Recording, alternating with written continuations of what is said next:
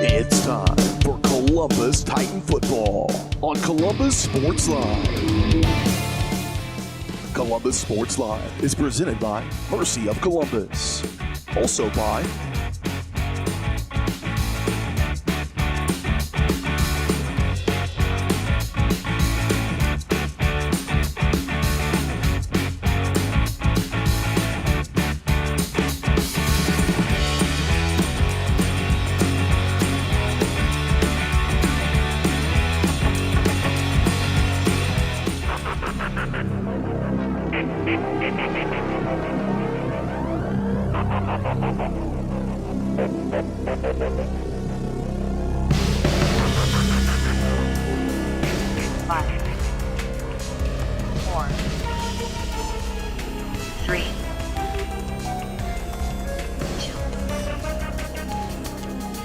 It's time for the Titans on your new home for Columbus High School Athletics, Columbus Sports Live.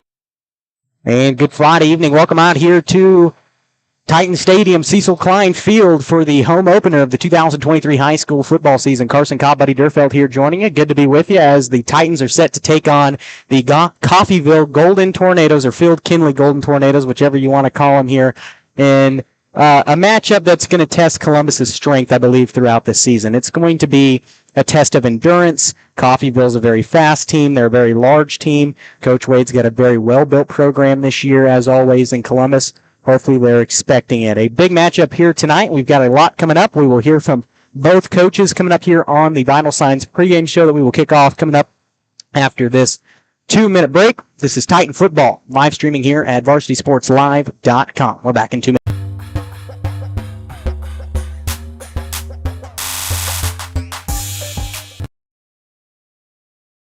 When it comes to your health, there's no need to travel. Mercy Hospital Columbus offers an array of outpatient services such as physical therapy and infusions. Mercy also has private room swing bed services and respite care. The ER is open 24/7 with low wait times. Mercy cardiology physicians can even serve patients here. Choosing a small community hospital allows you to remain close to home while still receiving important medical care. Eliminate unnecessary time and travel by choosing Mercy Hospital Columbus. Having the right branding, graphics, and overall look to your business is vital. Luckily, there's Vital Signs in Columbus. Vital Signs Sign Company has been the four-stage choice for vibrant, eye-catching signage since 2001. From small stickers and leather patch hats to lighted pole signs, digital signs, banners, and more, Vital Signs takes you from concept to design to installation. Up your graphics and promotion game with Vital Signs. To see more of their work, follow them at facebook.com/Vital Signs Sign Company or call 620-429-3000.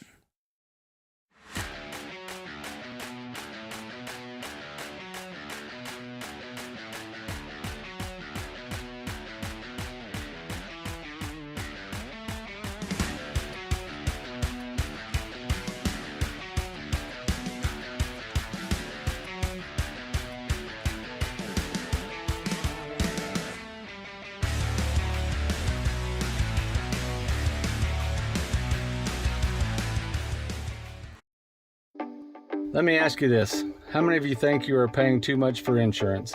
Have you checked with a different agent in a while? I'm Corey Tedlock with Tedlock Insurance. I've become an independent agent to give my customer options. Here at Tedlock Insurance, we have multiple companies to help with all your insurance needs.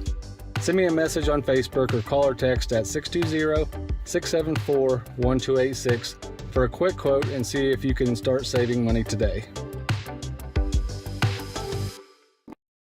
As one of the oldest banks in southeast Kansas, Exchange State Bank is proud to be locally owned and operated. Exchange State Bank provides quality customer service supporting the growth of local businesses, agriculture, and the financial needs of families in the community. With competitive savings and loan products, online banking and mobile deposits, free debit cards, and more, Exchange State Bank is working to earn your business. To earn more, call 620-429-1873 or visit esbks.com. Exchange State Bank, you're not just banking, you're banking with friends. Whether you're trying to make the most of the next harvest, navigating a changing business landscape, or planning for the next chapter in your life, The professionals at Prime Accounting Solutions are here to help. With 10 locations, Prime Accounting offers convenient, friendly accounting and tax services at a fair price. Payroll, bookkeeping, business planning, personal tax filing, and more. And now Prime is the place to go for insurance. Titan fans can find us at 404B North Grand in Pittsburgh or call 620-232-7305. To find a location near you, go to primeaccounting.net.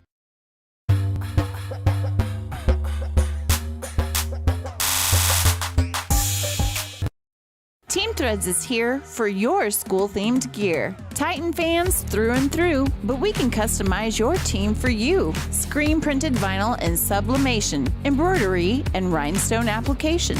Call to order or just stop in. The store may already have a win. In the heart of Columbus, on the square, Team Threads is the place for your school flair. Team Threads, 119 West Maple in Columbus. Call 620-429-4402.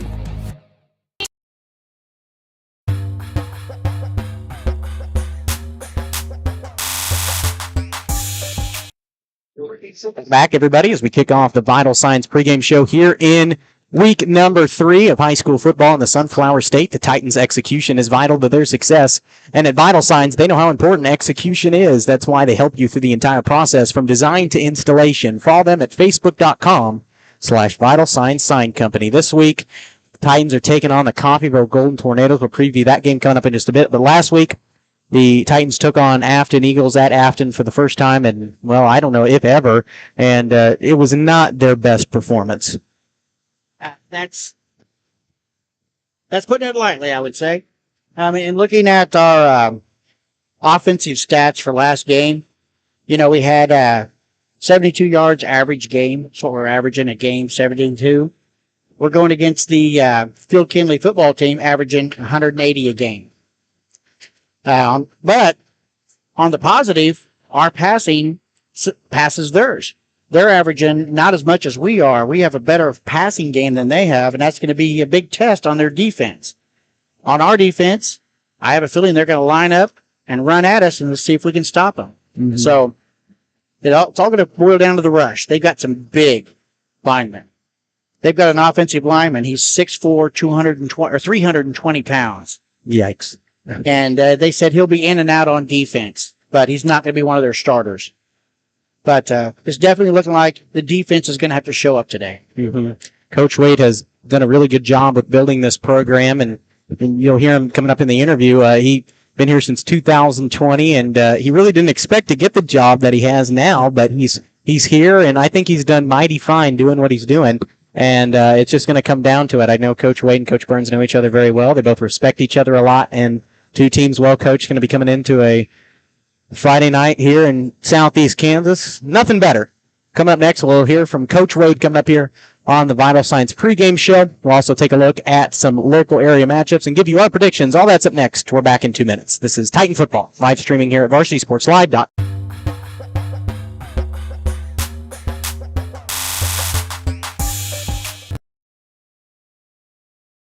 For more than 20 years, Gherkin Rental has been the place to go to get the job done in eastern Kansas and western Missouri. With a huge selection of quality equipment, from roll-offs to trailers, telehandlers to generators, power washers to popcorn makers. Experienced equipment professionals and clean, well-maintained tools to help you get the job done right the first time. Gherkin Rental. Stop by any of their 13 locations across the KC Metro or call 855-GHERKINS. That's 855-437-5367. Sally Davis and the staff at Davis Real Estate are lifelong residents of rural Columbus and hometown proud. This gives them the knowledge of the surrounding area and makes Davis Real Estate the best to represent you. Sally is experienced in farmland, commercial, residential, and investment properties. Plus, all listings are posted on multiple sites for maximum exposure. Davis Real Estate, excellent customer service with the least possible amount of stress, expense, and time. Find the property of your dreams with Davis Real Estate. Call service is outstanding in their field, especially for those that are stuck, out standing in their field. Coles carries a wide selection of farm, industrial, and heavy-duty tires, all from the best brands in the business. And they've got farm service trucks ready to go. Plus, Coles continues to be the place folks go for car and truck tires, repairs, oil changes, and so much more. If you're in the market for new tires in Southeast Kansas, make the right call to Coles Service, 620-724-4121. See more at ColesServiceLLC.com. Why settle for less than the best? Croccan's gigabit fiber optic internet is now available to Pittsburgh, Frontenac, and Fort Scott, and many rural areas in between. Croccan has the best speeds, the best reliability, the best service, the best support, and is overall the best value on all ultra-high-speed internet. If you want the best home internet connecting as many devices, all without equipment rentals, contracts, or overages, it is the time to switch to the best. It's time to switch to Croccan.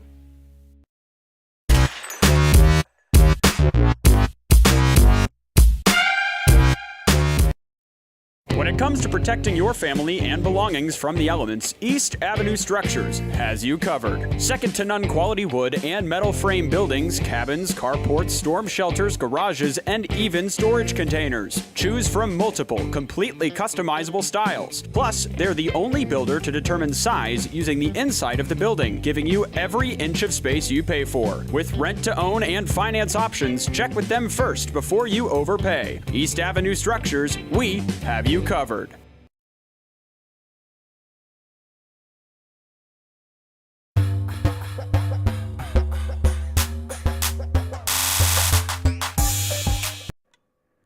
Welcome back, everybody, to the Vital Signs pregame show here in Week 3. Joining us now, the head coach of the Coffeyville Golden Tornadoes, Deontay Wade. And, the season hasn't been bad for you guys so far. 1-1 on the season with a loss to Mulvane in Week 1, 28-25. You guys picked up a win over Winfield last week, 14-0. Kind of talk about both of those games and how the season has treated you guys so far.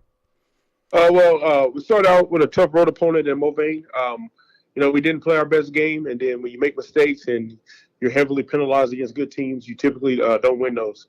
And that's what happened to us Week 1. We had 9 penalties for 78 yards, turned the ball over in key situations, and then we just wasn't clean and disciplined on offense, and Mulvane made us pay. And then last week, we cleaned up some things, got better defensively. Offensively, we still struggled a little bit, but we did just enough, and then we were able to, put away a really tough Winfield team. Like the ground and pounded at you. We played solid defense against the run, and then we just made them throw it a little bit more than they wanted to, and then that fell into our favor. Coffeyville roster probably a little different this year than we've seen in years past. Talk about some of the big names that you guys have this year, and some names that we might be talking about a lot on Friday night. We get our young man who didn't get to play in last year's game because he broke his leg against Winfield. We get Aaron Thompson back, who's a big name for us, a running back. Guys stepping up this year. Joshua Show playing some running back for us, stepping up. Quarterback is back, Axel Ernie. We have Amani Luton back at tight end. Joseph Nusswander back at tight end for us. We got the line play back. Brayson Voss returns from last year's team. We added some key components on our line. We had a young man transfer in, Keaton Jones from Independence. So get guy Kanan White, we get him back this week. So we got a lot of big names that a few you may know, may hear, but just a lot of guys who are just scrappy, tough kids, and we're just very fortunate to what we have. You guys have Columbus tonight, a team you beat last year, 34-19. Kind of been a back and forth affair ever since you guys have been on our schedule. But obviously the Titans are a much greener team this year than they were last year. So as you guys prepare for Columbus tonight, what can you tell us about them? They're going to be tough. I know that Coach Burns is going to have his guys ready to go and play, and they're going to Columbus, they always play tough football. They're always finishing plays, finishing drives, playing to the whistle, and just gritty. And I told our guys, man, throw the records out the window. Every time we play Columbus, it's a tough game, especially when we go to Columbus. That environment's tough. Those kids are tough to play for. Coach Burns, Coach Crane, and those guys will have them ready to go. And so, it's gonna be a tough out for us. We just gotta come prepared. We can't make mistakes and see how it goes for us. Go ahead and talk about, we want to mention, obviously when we do these interviews, not everyone's going to know the faces or the coaches of these towns, but you talk about you for a minute, your education background, your pathway into coaching, how you got to be the head coach at Coffeyville today, and what the town means to you. Well, my coaching career started back in 2016. I got the chance to coach with Jeff Brule out of Western Kansas, out in Russell, Kansas. He allowed me to coordinate his defense, my first coaching job, which doesn't happen, so I'm very fortunate to that. And then I also was a pair out there, and so I got into coaching. I was a college football player. You know, I had the dreams of playing professionally, and then when I realized that wasn't in the cards for me, I still wanted to give to kids what I knew, and so I turned to coaching. And like I said, I got the opportunity with Coach Brule out of Russell, Kansas, my first 2 years. And then I think it was 2018, I moved to Parsons. I got the opportunity to coach with Kurt Freeze over there on that staff. In 2018, as a defensive coordinator, I was there for a couple of years, had some good times there. The first year was when I first met Coach Burns in Columbus, and we played those guys and been coaching against Columbus ever since. And then in 2020, got the call from Coffeyville. You know, I wasn't really looking for a head coaching job at the time. And then they called me and asked me would I interview, and I was like, of course, and interviewed, and the rest is history. And I've been in Coffeyville since 2020, so this is year 4 for me. Getting to teach weights and PE, which is always fun. And so, yeah, this is, 2023, so I've been coaching for 7 years, and I've been teaching for 6. How do you control the environment? Obviously, being a teacher and a coach is something that kind of goes hand in hand in high school athletics. You know, how does your environment differ being in the classroom versus on the football field? Well, in the PE and weight room, in the gym and the weight room, it's very similar in that aspect. It's like you bring the same type of energy. You know, you bring it's kind of the same dynamic, just one's inside, one's outside. So for me, I'm lucky I don't teach a core class like a history or something where I don't get to be myself. But in the weight room, when there's clanging and banging, there's music going, and kids are PR and hitting maxes and things like that, or kids are just busting their tail. It's just like being out on the football field. So it goes hand in hand for me.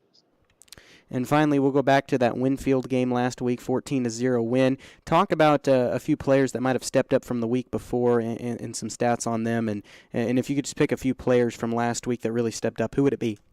A couple of young men who just pop out automatically. Trenton Akins. He didn't play much, if at all, for us against Mulvane. And then against Winfield, we moved him down in the trenches to D-line. He was just a force down there. I think he had like 3 or 4 tackles, couple of tackles for loss, which are huge when you play in a team like Winfield who likes to run the ball. And then Jameek showed number 10 for us, coming off the edge, getting a little pass rush. When we made a pass, you know, he was able to put pressure on the quarterback. He didn't get a sack, but he had 8 pressures and numerous penalties forced against just because of his speed and his tenaciousness. So those are 2 guys who wasn't on the field for us week 1, who stepped up week 2. And then a couple of young men, Josh Hope. Josh Hope had 144 yards rushing, had a big TD run, our first score, 93 yards, I think it was. Aaron Thompson, who had a big game on the ground against Mulvane, he came back and had a big return for us at the half to put us up 14-0. And then Money Luden plays some linebacker for us where we moved in the corner, and, you know, he shut everything down on one side of the field for us and ended up with 10 tackles at the corner because he's able to come up and make plays in the backfield as well. And it's the entire team. Zach Becker, man. Zach Becker, he's our kicker. He's able 2 out of our 3 kickoffs were touchbacks. And high school football is huge when they got to go 80 yards instead of 30 or 40. So that's a weapon in itself. So we had quite a few guys step up for us.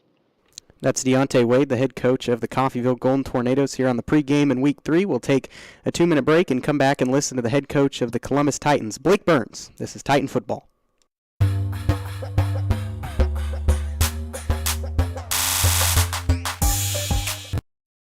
Hello, Four States. This is Jay Hatfield with the Jay Hatfield Auto Group. We've been serving the Four States area for over 29 years, and we now have 6 locations which offer Chevrolet, GMC, Ford, and Chrysler Dodge Jeep Ram. Each of our locations is operated by a Jay Hatfield family member or managing partner. At Jay Hatfield, we're here to earn your business and trust. We have approximately 300 pre-owned and 300 new vehicles in stock or on their way, and we're making deals. Come see us at Jay Hatfield location today and let us make you part of the Jay Hatfield family.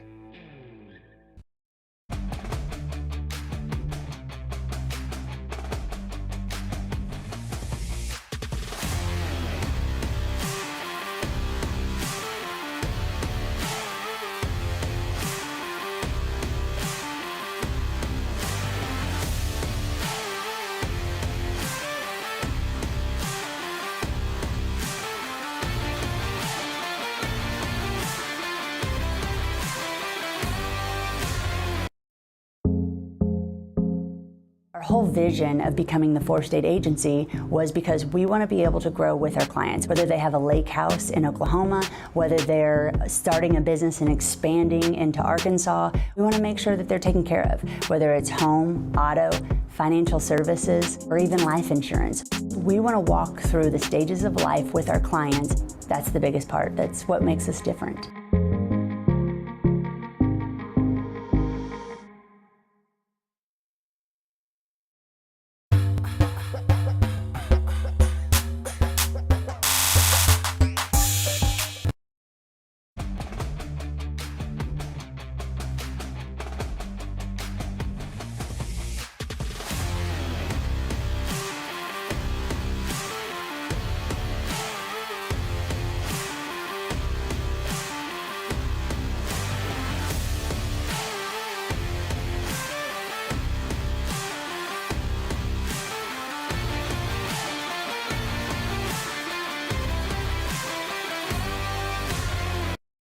As one of the oldest banks in southeast Kansas, Exchange State Bank is proud to be locally owned and operated. Exchange State Bank provides quality customer service supporting the growth of local businesses, agriculture, and the financial needs of families in the community. With competitive savings and loan products, online banking and mobile deposits, free debit cards, and more, Exchange State Bank is working to earn your business. To earn more, call 620-429-1873 or visit esbks.com. Exchange State Bank, you're not just banking, you're banking with friends.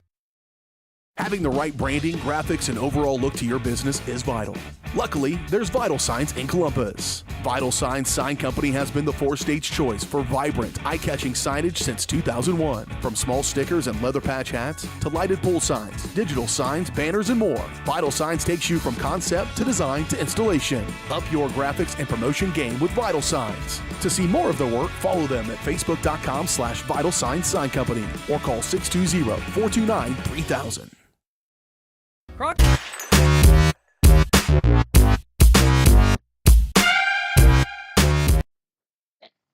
know we said we'd be back with Coach Burns, but we're going to change the order of this momentarily. We're going to talk to you about some local games going on around the area as we're still in progress here on the Vital Signs pregame show. We've just done the national anthem. The band's coming out for the first time this year. Titan Band received a 1+ rating in their marching season at the State Fair. I believe it's in Hutchinson. I was there just last year. I should know this, but Yeah, I believe so. Yeah.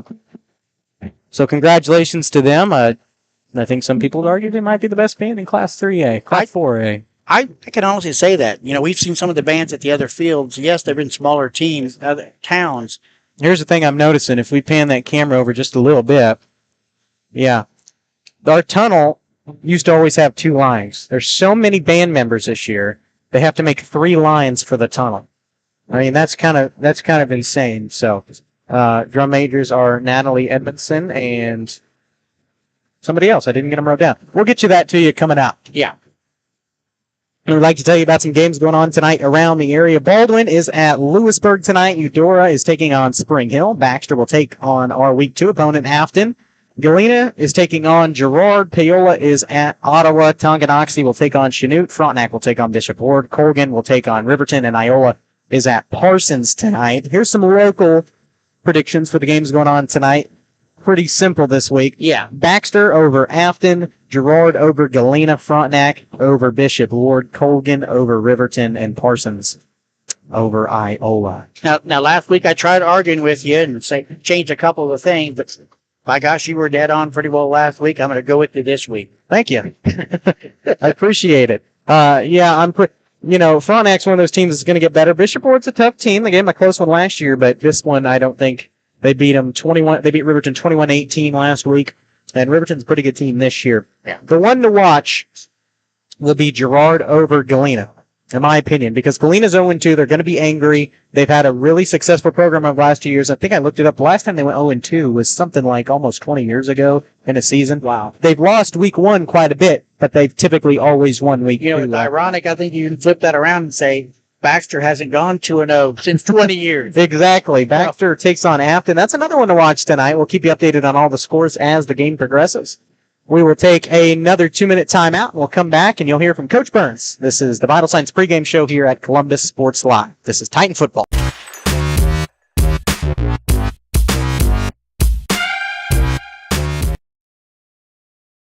When it comes to your health, there's no need to travel. Mercy Hospital Columbus offers an array of outpatient services such as physical therapy and infusions. Mercy also has private room swing bed services and respite care. The ER is open 24/7 with low wait times. Mercy cardiology physicians can even serve patients here. Choosing a small community hospital allows you to remain close to home while still receiving important medical care. Eliminate unnecessary time and travel by choosing Mercy Hospital Columbus. Having the right branding, graphics, and overall look to your business is vital. Luckily, there's Vital Signs in Columbus. Vital Signs Sign Company has been the four-stage choice for vibrant, eye-catching signage since 2001. From small stickers and leather patch hats to lighted pole signs, digital signs, banners, and more, Vital Signs takes you from concept to design to installation. Up your graphics and promotion game with Vital Signs. To see more of their work, follow them at facebook.com/Vital Signs Sign Company or call 620-429-3000.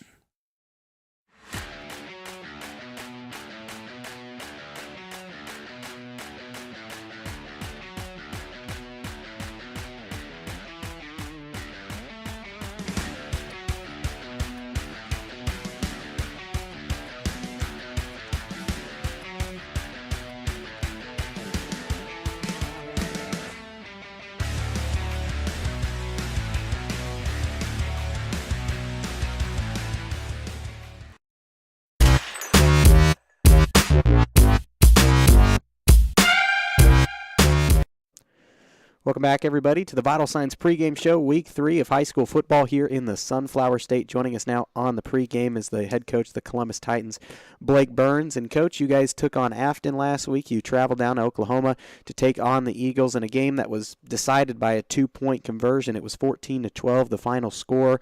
Afton really, kind of controlled the passing game early, and then it wasn't the best look for the Titans. How would you describe the game that you guys played last week? Overall, I would just say disappointing. We knew Afton had some very good skill players. We felt like we could take advantage of some things in the trenches, and apparently they had the same idea, because, one team had to dominate the line of scrimmage and we did not. We kept fighting throughout the course of the game, even though we kept, having some mistakes here and there, whether it was blocking, penalties, or otherwise, and we still had an opportunity to win or tie a football game at the very end, and we just came up short.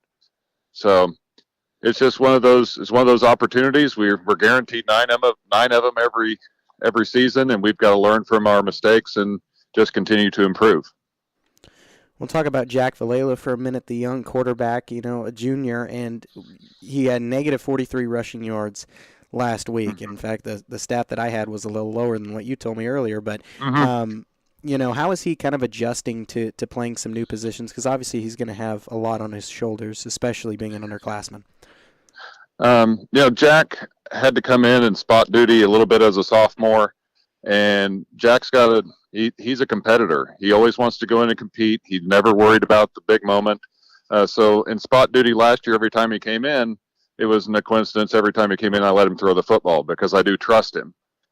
This year, he's got to take more ownership of that quarterback position because he's no longer a backup. He's the guy now. He's kind of learning as he goes a little bit. Those little details of things at the quarterback position, if he doesn't pay attention to him, can kind of come back and cost him at some points. He did go 21 of 25 against Afton, threw for 185 yards. But he ended up taking 6 sacks throughout the course of the game. A couple of those were on him for holding on to the ball too long, but the vast majority of those 6 were because our offensive line wasn't pass protecting very well. Defensively, he's been asked to move from linebacker to defensive end. He's still a work in progress there, but he did recognize, the offensive linemen were in a pass set a couple of times on Friday last week and ended up with 2 sacks during the game. So we've kind of moved him all over the place defensively. He's played linebacker. He's played defensive end. We played him at outside linebacker against Girard, and he forced a turnover there. So, again, Jack is just a very, very competitive kid. We love having him, and we look forward to how he develops. You guys will take on a 1-1 Coffeyville team this week in the home opener, and Coffeyville, obviously, they lost to Mulvane in week 1, 28-25. They got a win over Winfield last week, 14-0, and talking to Coach Wade, you know, he really is excited for this game. He knows that both sides are going to be well coached, but as you guys prepare for the Golden Tornadoes tonight, what can you tell us about them? They are very well coached. Coach Wade is a fantastic human being, and he knows how to get his kids motivated to play. They're very big. They're very physical. You know, they've got all kinds of kids with scholarship offers and things like that. All their skill players are fast. Watching their game films that they shared, you know, it was a very close game with Mulvane, and against Winfield, you know, both teams just wanted to control the line of scrimmage and control the football. And Coach Wade is going to have his team coached up to run the ball. He's very proud of the fact they run the ball 90% of the time, and I don't blame him. Their offensive line does a fantastic job. He's got very good skilled kids in the back in his running back position. So it's going to be the team that is the most physical and the most disciplined that's going to come out on Friday night. How does the injury report look in week 3 for you guys? Is everyone else still healthy? Corbin Newberry's battling an ankle injury. He's trying to gut it out, but every couple days he comes back, he tweaks the ankle again. So I think we're going to have to shut him down for a little bit just to get that ankle healed. We've got, you know, Lemmy, of course, got hurt, but we did, you know, very good job by Carter Woodcock as a freshman stepping in and starting his first varsity game. He did give up a touchdown in the first quarter against Afton, but, you know, he rallied, he broke up a couple of passes, was never scared to put his nose in there, and he's all of 110 pounds. So we've got opportunities for our young kids to get in there and get better, and Carter's one of those kids that I'm very proud of because he doesn't shy away from the moment.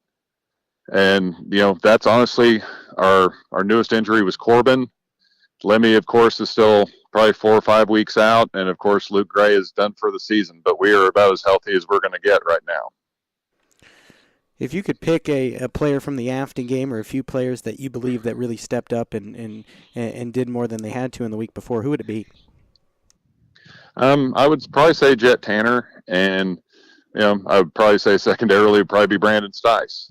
Jet and Brandon were our leading tacklers during the game, and Jet's kind of had to take on a leadership role in our inside linebacker position, as odd as that is to say, as a sophomore, because we're starting a freshman at one position and we're starting another sophomore that doesn't have as much varsity experience at the other. So Jet's really had to kind of step up and take some leadership there, kind of set the tone for him, and he's done a fantastic job. He did a great job for us on Friday. Brandon plays one of our outside linebacker spots. He was second on our team in tackles and, you know, made a couple of mental errors here and there, but, you know, setting the edge at outside linebacker position, ask anybody that's ever played it. It's not the most fun thing in the world to do, but, you know, he shows up every day and works very hard. He's a very intelligent kid, and you're just glad we have him. And finally, obviously tonight, the home opener. It's odd because we play 2 away games and then we have, of course, 2 home games. But, you know, do you think the atmosphere tonight might be different, especially for your players, as you'll have a crowd cheering from goalpost to goal? There we go. Sorry about that interview. It went a little longer than I thought, but we're ready for the kickoff. Who won the coin toss? Kindley won the toss. They deferred. So they'll get the ball starting the second half. They're not pulling an Afton. Okay. No, number 13's kicking off for them. And in for a touchback. You rarely see that in high school football. Do you have a roster that I can have so I can announce these names? Because I'm not going to know. Thank you. Do you need this? I'll just say numbers. You can say perfect. So 13. Yep, that was number 13, Zach Becker, on the kickoff, and Titans will have it at their own 20. So we're trying to get the scoreboard adjusted. It got bumped. This is a new scoreboard camera for it, or a new scorebug. That's a word for us. Trying to get it adjusted. That'll come secondary because we've got to get this whole thing worked out. I might have to work on it myself, but we'll get it all sorted out here.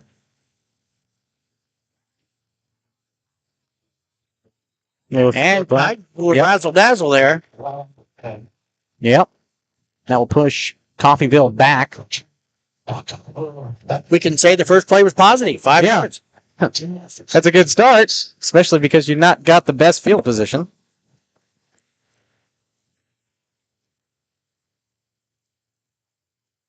Layla, handoff. That's number 35.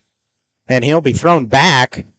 58. Number 58 in there on the stop. Yep, that was Siler Schuberger on the carry.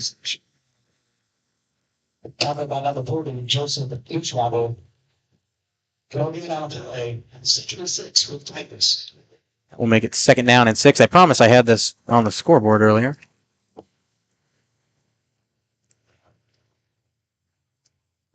We got 2 to the right. Yep, 2 receivers to the right. Rodriguez in motion. Valela to pass, and that was a slip there. I believe that was Jace Midget. He was open. Yeah, he was open. He slipped. Yep, he slipped and fell down. How to make it 4th down? Yep. 3rd down. The line marker says 4. Hey, he changing it back. Okay, there we go. I just glanced across the field. Yeah, I'll look at the scoreboard next time. Hopefully we'll get it figured out for you. Rodriguez in motion. Slow to the left. Valela will pass it again. Got to get rid of it. He's got a man. Oh, bobble. Did he get it? I think he did. That was number 3. Corbin Newberry. First down yardage. That was number 3, Corbin Newberry on the catch. The 5'7", 140-pound junior. Have a timeout call. Already? Or no, an official timeout? White Hats had stopped the clock. They called it incomplete. Oh. So, no good. It'll bring up 4th down. And Columbus will punt it away. That's number 35. That was Siler Schuberger, and it's a high, short kick. And Coffeyville with really good field position. 47. Yep. They're 44. Here at the 47-yard line, and that's where Coffeyville will have it 1st and 10. Really good for them, and not the start Columbus wanted. Yeah, we'll try to get that scoreboard camera figured out. It bumped on us. See what we can do here. The clock is supposed to be down there, if that helps you. Home score here, away score there. That's a mess on your screen, isn't it?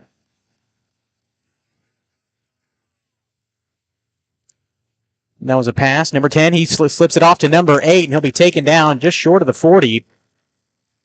And I believe that was Aaron Tunstall on the carry. With a handoff from Jermeek Shobe. Picks up 1 yard. Good sign for the defense. Holds them to 1 yard on their first play. Let's try to get the pronunciations of this names. I apologize if we mess some of these up. So anybody watching at home, and we'll almost got it back to where it was. We're close. You can kind of see the clock. 10:30 left to go here in the first quarter.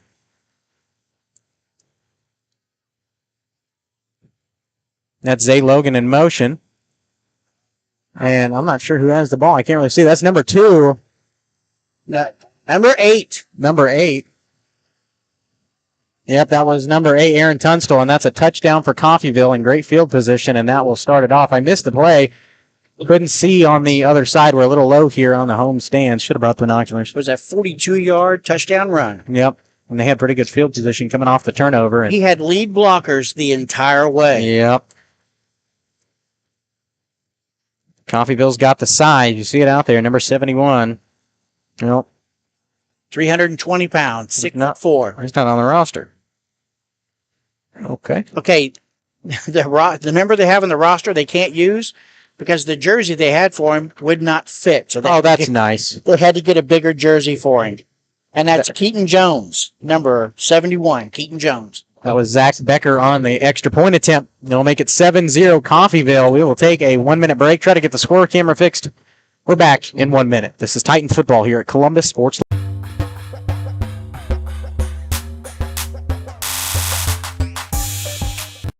Sally Davis and the staff at Davis Real Estate are lifelong residents of rural Columbus and hometown proud. This gives them the knowledge of the surrounding area and makes Davis Real Estate the best to represent you. Sally is experienced in farmland, commercial, residential, and investment properties. Plus, all listings are posted on multiple sites for maximum exposure. Davis Real Estate, excellent customer service with the least possible amount of stress, expense, and time. Find the property of your dreams with Davis Real Estate.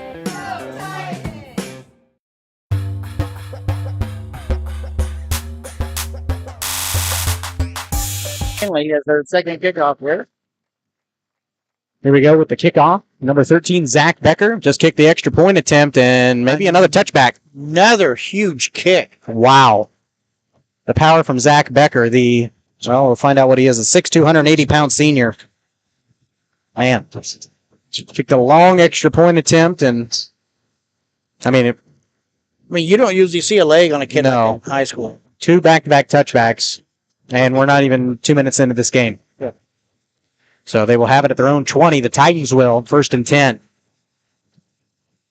Of course, we're at home. Good crowd on hand. The band out there. We'll talk about them later coming up. Also mention all the cheer squad this year for the 2023 season.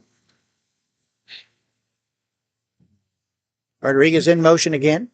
Moves over here. Yep. And Valela with the handoff. That's number 35, Cy Schuberger. Breaks the tackle.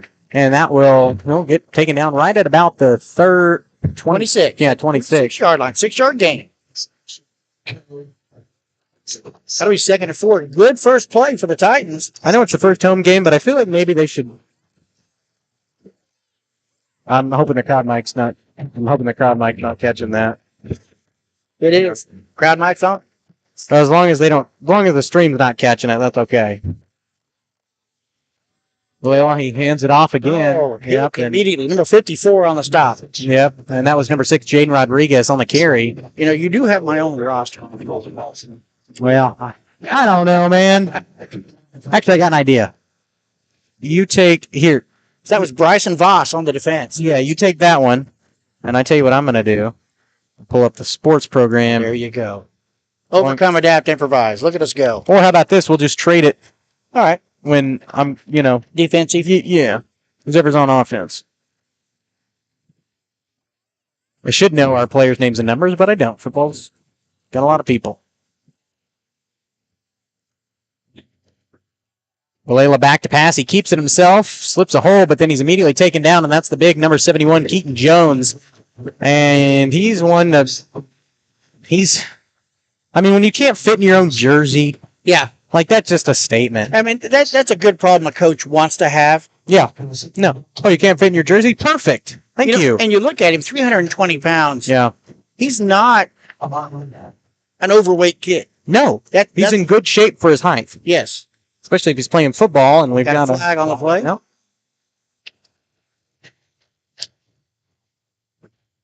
So I might have to, if you wouldn't mind taking over for me on the call here, I'm going to try to recrop this score camera for everybody. No problem. No problem.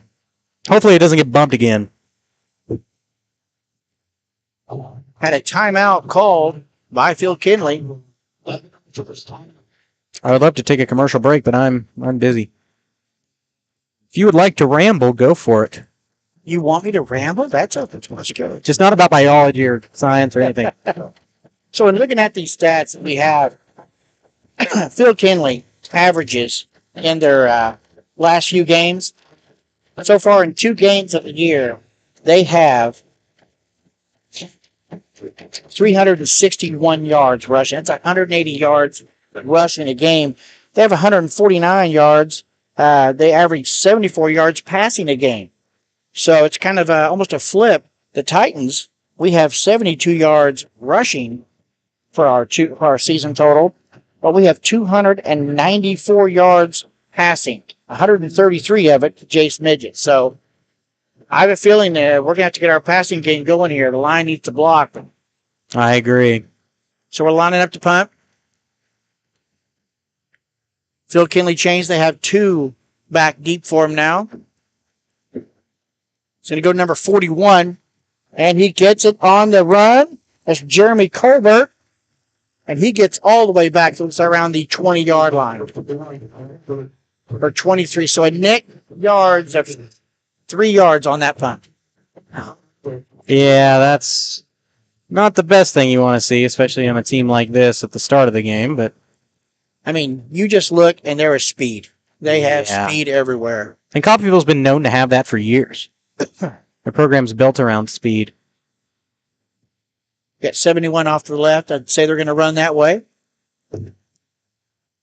And sure enough, number 7 goes off to the left side, and he's met by the Titan line. It's like Josh Shoby in there. I'm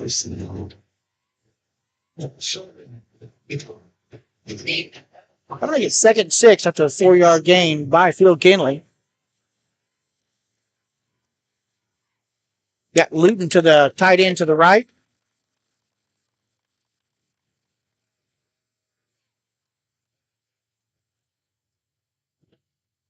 And handoff goes to the left. That's number 8. Aaron Tunstall. He scored the last time. He scores again. Touchdown, Phil Kindley. And it is 14-0. And just like that, with 5 minutes into the first quarter, they've had 2 offensive series and they've had 2 touchdowns. And I hate to say it, but part of it is because, when we punt away, it's barely going anywhere. Yeah. And that's not the way it's been all season. No. We've had good punts. I don't know why the punts coming up short this week. I'm not sure what's going on. I'm not sure if it's nerves. I'm not sure if it's, somebody else kicking. So we got Brayson Voss on the hold, and the kick, Becker, is good. So that makes it 14-0. Phil Kindley over the Titans. Once again, we'll get the commercial breaks in here. We just want to crop everything down to where it looks all pretty.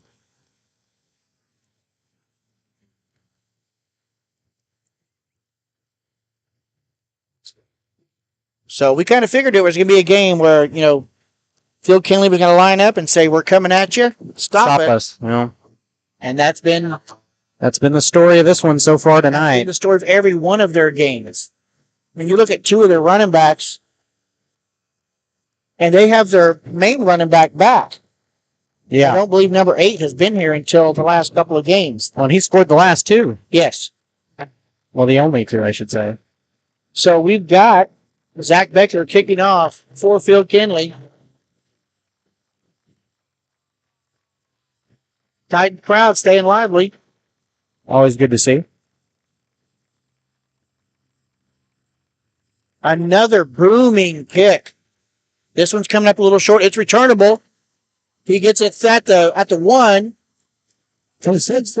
Oh, man. Still going. Nice return for the Titans. Flag on the play there at the end in the pile. So who knows what it is. But that return right now has it out to the 33-yard line. Okay. Hopefully things should be fixed. I'll take what you want. The flag was on the play. And it is a personal foul face mask. That'll add 15 more yards. So Fear. This is hopefully the start of some motivation that the Titans desperately need as they're down 14-0 early. So 1st and 10 at the 48-yard line. 7:07 left to go here in the first quarter of this home opener. Appreciate everybody logging on with us here at varsitysportslive.com or on youtube.com/Columbus Sports Live. We really do appreciate everybody here bearing with us. Rodriguez in motion once again, a little slow on that left side. And that's number 12 on the carry, Jet Tanner, and he gets to about the 50. Jet Tanner's been a surprise this year. Yeah, he really has. He's only a sophomore, 5'10", 170 pounds, but he's been able to push the pile a little bit. Another one that surprised me was number 14, Brandon Stice, 6'2", 190 pounds. But the problem today is Stice. They've had to move him to a tackle. Yeah, exactly. He's tackled today. Exactly. But as for on the season, he has surprised me. Yes. Considering they're doing really well at pushing the pile. Hope I don't jinx myself. Hand off to number 35, Cy Schuberger. Oh, and a really big stop there. Keegan Rimley in there on the stop, number 58. And we talked about the passing game is really going to have to become crucial tonight for these guys. And, when you have Keaton Jones, who what was he listed at? 326.4. Yeah, that when you meet that eye to eye, that's. But these guys, they're going to try their best. Exactly, and they've shown that every week. Titans have had a mix-up on the offensive line. One thing Columbus does not have is a give-up mentality. That's right. We've got Glover now as the center today. Yep, Austin Glover. Yeah, Maddox Auctioner has moved to guard. Carter Henry's the other guard. And we have Stice and O'Banion. Oh, and Coach Burns calls timeout. Yep, timeout Columbus. We'll be back in 1 minute. This is Titan Football here on Columbus Sports Live. Why settle for less than the best? Croc-Can's gigabit fiber optic internet is now available to Pittsburgh, Frontenac, and Fort Scott, and many rural areas in between. Croc-Can has the best speeds, the best reliability, the best service, the best support, and is overall the best value on all ultra-high-speed internet. If you want the best home internet connecting as many devices, all without equipment rentals, contracts, or overages, it is the time to switch to the best. It's time to switch to Croc-Can. Having the right branding, graphics, and overall look to your business is vital. Luckily, there's Vital Signs in Columbus. Vital Signs Sign Company has been the four-state's choice for vibrant, eye-catching signage since 2001. From small stickers and leather patch hats to lighted pole signs, digital signs, banners, and more, Vital Signs takes you from concept to design to installation. Up your graphics and promotion game with Vital Signs. To see more of their work, follow them at facebook.com/Vital Signs Sign Company or call 620-429-3000. Welcome back here to Columbus Sports Live. 3rd and 11, timeout called by Coach Burns. Rodriguez in motion. Valela, handoff. He'll fake the handoff to Schuberger. He'll keep it himself. He's got to throw it. He's got a man. Oh, but incomplete. Pretty short. Pass intended for number 15, Cooper Sy, the freshman. You know what? That was a good sign. Yeah, he got rid of it. He threw the ball away. He saw his double coverage on his wideout he was looking at, and he threw it away. Yeah, that's a big improvement we're going to want to see from him in the difference from week 2 and week 3. You know, I know he's definitely going to be working on it. Jack's not the kid to... What's in his head. You know he's thinking on it. Oh, hey, we brought the ambulance out now. That's good. Yep. What do we get? Do we need another one? Oh, I didn't see that one. I thought they just another one. Oh, they're... Titans punt again. Yeah. A better punt. That was number 35, Cy Schuberger, and it's taken. 75. That is number 41 on the carry, and we got a flag on the play, 2 flags, and he's still going, pushing the pile. It'll probably come back. He breaks it loose. Yep. He's going to return it for a touchdown, but the flag's on the play. We'll see what it is. Yeah. I assume that's going to be coming back, but I don't know. Yeah. Yep, and they are calling him back, it looks like. Yep, and that was number 41, Jeremy Colbert, on the carry that went into the end zone. 653-pound running back. He's a senior.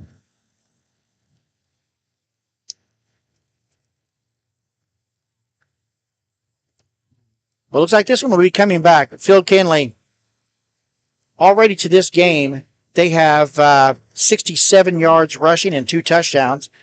63 of the yards are to Tunstall himself. Yeah. And, well, didn't we say he hasn't played yet? This is his first game of the season.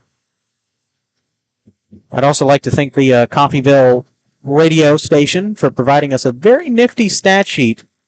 It's really good. They're keeping the stats up. I mean, they're doing it for us tonight, but we told them we'd copy it. They're okay. It's not copyrighted. That'd be a 15-yard penalty. He takes it back. So, Coffeyville with not so good field position here. It's back at the 22-yard line. First and 10, Phil Kindley. Let's pretend that was a touchback for us. Wasn't, but let's pretend it is for our sake. People just join in. That's what we tell them. Yeah. Trying to see who that is under center. Getting their play call from Coach Wade. They're back in shotgun. That was pass number 18, and that's number 2. That's Zay Logan, I believe, on the carry that, or number 8. I got them confused earlier. Well, I see what he's trying to do. That's almost like a run play. Yep. That bubble pass, get it out there, and let your athlete do his work. He picks up 3 yards. 2nd and 7.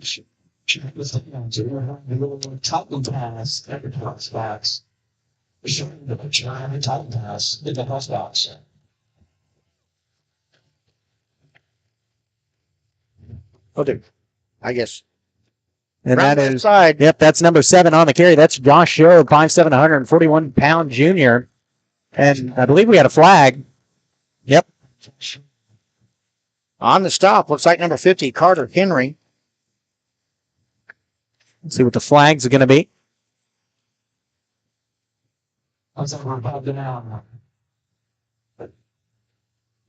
By number 61, Mason Hopkins also in there on the stop.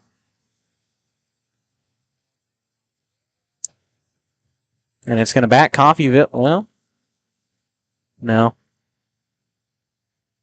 Unsportsmanlike conduct on Coffeyville. That will back them up. That's had a chop block and now an unsportsmanlike conduct. I mean, it's kind of weird. I mean, Coffeyville has a good team. Mm-hmm. They're a little emotional, it looks like. That's kind of surprising. That's number 2 on the carry. Yep. And great work there on the stop. That was number 2, Zay Logan on the carry. 155-pound senior. Yep. Jace Midget doing some great work tonight defensively. And a little momentum seems to be going for the Titans here. Yep. Now, I don't know about you, but I think they're going to try to pass this one. What do you think? Well, considering it's 3rd and 22, maybe. 22. I mean, they've had success running the ball, but this looks like ball on the 11. Nothing would be greater here than an interception, but I'm not going to jinx it yet. Will they be like Afton? Target a little 25, number 25, our freshman. Actually, Ernie on the handoff. Wow, they run it, and he escapes around the left side, still on his feet, and he'll get past the 40 before he's taken, or not past the 40, but past the 35 before he's taken out of bounds. Where they mark it. They're marking him down back. It'll be 4th down. Back at the 25. Yep, he didn't get the 22 yards he needed. So that'll make it 4th down. You know, that shows you the confidence they have in their run game. Mm-hmm. Definite passing position, and they just run right at him. Yep, 4th down and 8.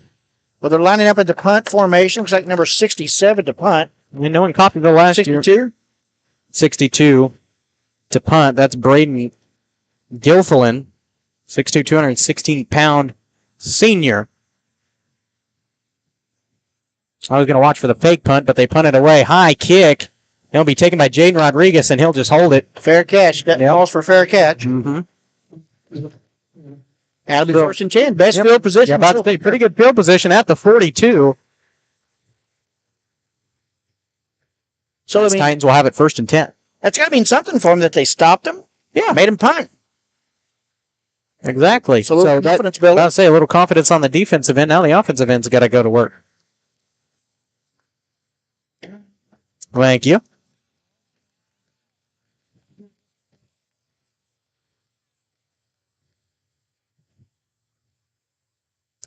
Three in the backhand off to Cy Schuberger. He's trying to get up the middle, and he'll be pushed back once again.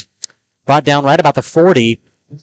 And it's Keegan Rimley again back there with the second hit. It was either no gain or a loss of a couple. Loss of 1, looks like. Yeah. 2nd 11.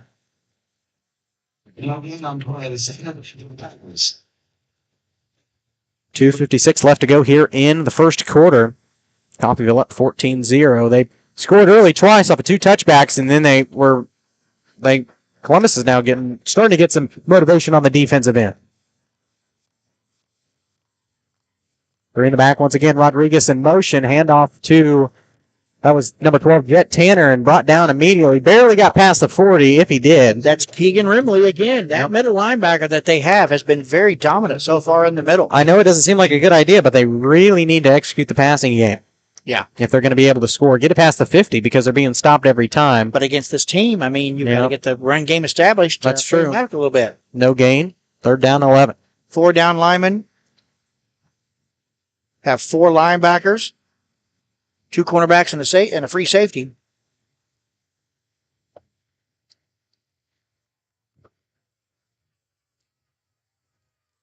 So 3rd down for the Titans. Tanner in motion behind Valela. He'll fake the pass. He escapes a tackle, and he'll keep it himself. He's going to get past the 50, and he'll be brought down. Because that will make at least a little dent in, you know what? 3rd and 11. I hate to say it. I said go for it. I do too. I mean, what do you have to lose at this point? I mean, you saw what happened last time we punted. Yeah. So,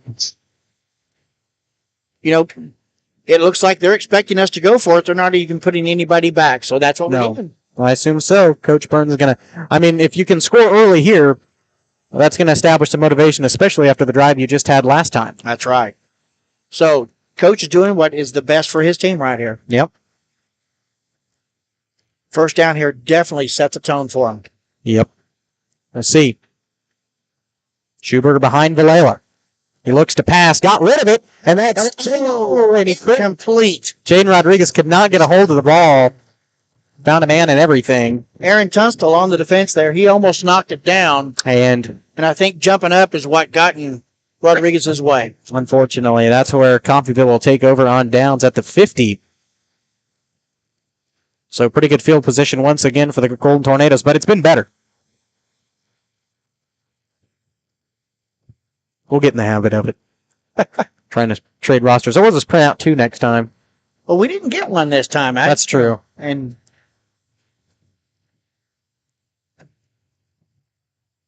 I smell Pizza Hut. You know, I was thinking the same thing. I didn't eat before this game, so. 18, pass, and it's incomplete. That was barely a forward pass. That was almost a side pass. Would have been able to pick up by the Titans. I believe that was intended for Jalen Mitchell, 5'11", 155-pound senior. So, 2nd and 10 for Phil Kindley. Or no, I'm sorry, that was not 11. That was 41. Yeah. Jeremy Colbert, 5'6", 153-pound senior. He's the one that had that huge punt return earlier. Mm-hmm. I assumed it was him, but their numbers are kind of blending together for me right now. I'll get it right one of these days, I assume.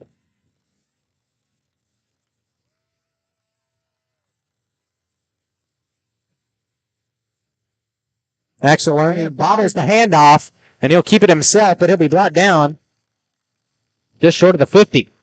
That's Schuberger, and who else was there with him? Jansen Hale as well in there on the defensive stop for the Titans. So to make it third, well, not 3rd and 47. It'll be 3rd and 12. I mean, this is 2 times in a row. The defense has kind of held him up. It moves to 3rd and 13. There we go. Okay. We're not 3rd and 47. I don't know if I've ever seen a 3rd and 47. I have. Really? Yes. Hopefully it's not us. Hopefully you don't meet a second one tonight. Handoff. Dazzle. Number 5, Amani Luke. Breaks it out, gets first down yardage. Yep. And he's finally brought down about the 31-yard line of the Titans. That's Amani Luton on the carry with about 3 seconds left here in the first quarter. And it's a holding against Phil Kindley. That'll bring it back. So no first down. Look at that. More motivation. Looks like the flag is about the 46-yard line, so it'll be 10 yards from the spot of the foul. But the good news is it takes away the first down for Coffeyville. It'll make it 3rd down still. They get to redo the down. So 3rd and 16 now. Yep. So backing up a little bit, 3 yards from the original down. Crowd's getting in it. They want to see a stop here. Even if you can't hear it, we can hear it. So we'll keep you updated. They've got to be hearing it over our mics. Probably not. I hate to say that, but. Well, the crowd's getting into it. Axel Ernie. Second pass of the game. A handoff to pass number 41, Jeremy Colbert, and he's taken down just at the 50, just past the 45, and Columbus, that'll be 4th down. And a nice defensive stop there. Again, that's the coach trying to get his players the ball out in open field. Yeah. And Deontay Wade's offense in a little trouble here early. Even though they're up 14-0, they haven't been able to really complete anything on the past 2 drives. Right now we're looking at they have, I believe, 8 yards passing. But they have on the rushing side 76 yards rushing for the team. Averaging 10.9 yards a carry. That's the stat sheet that the radio team let us use. It's really, really good. I'll be using this from here on out. We appreciate the Coffeyville radio for letting us use it here tonight. A lot easier than paper. But a lot more accurate than me, too. True, because Google Sheets adds it all up for you.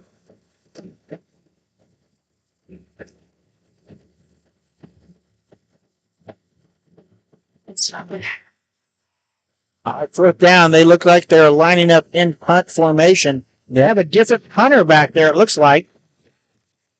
I see a 2, and I can't see anything else. He's to the side of me. And that's 62 punting, almost in there. That's number 73 for the Titans. That's Braden Gilliffin on the punt. So that's Jaden Rodriguez, and he's going to get about past the 25, but good field position for Coffeyville as Titans will take over on downs. That'll be 1st and 10 Columbus from around their own 25-yard line. For other games going on around the area tonight, check out varsitysportslive.com. You can see all the games for the week here on the webpage. And we will talk more about those and get you some updated scores coming up from that one.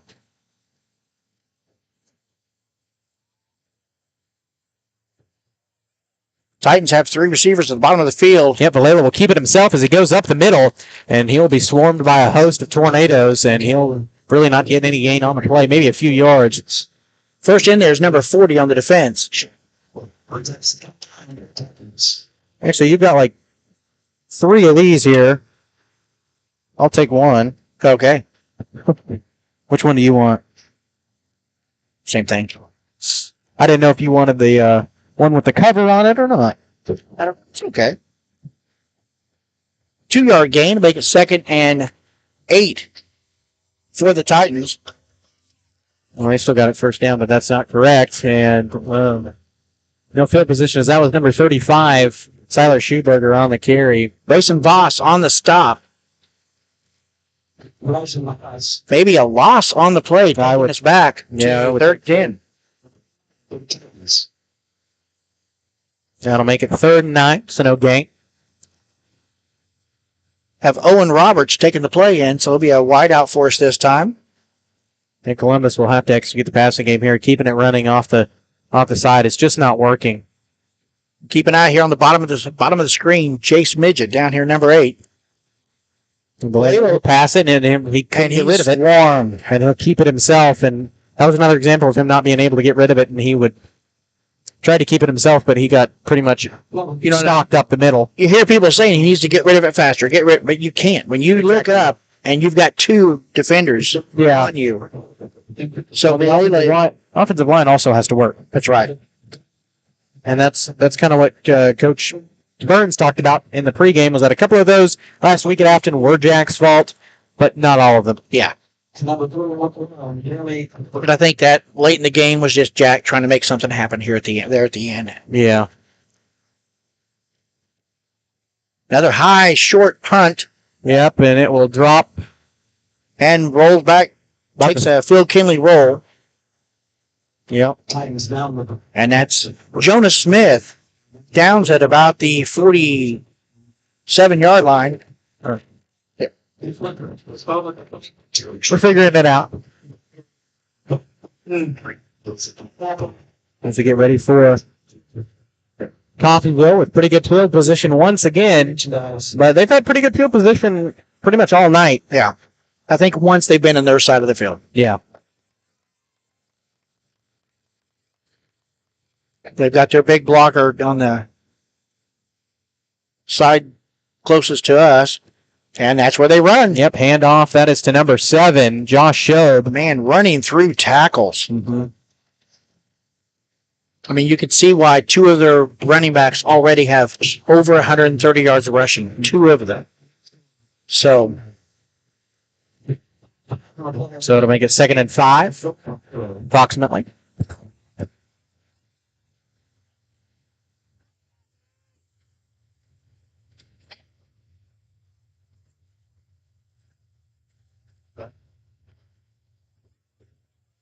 Marion Logan in motion.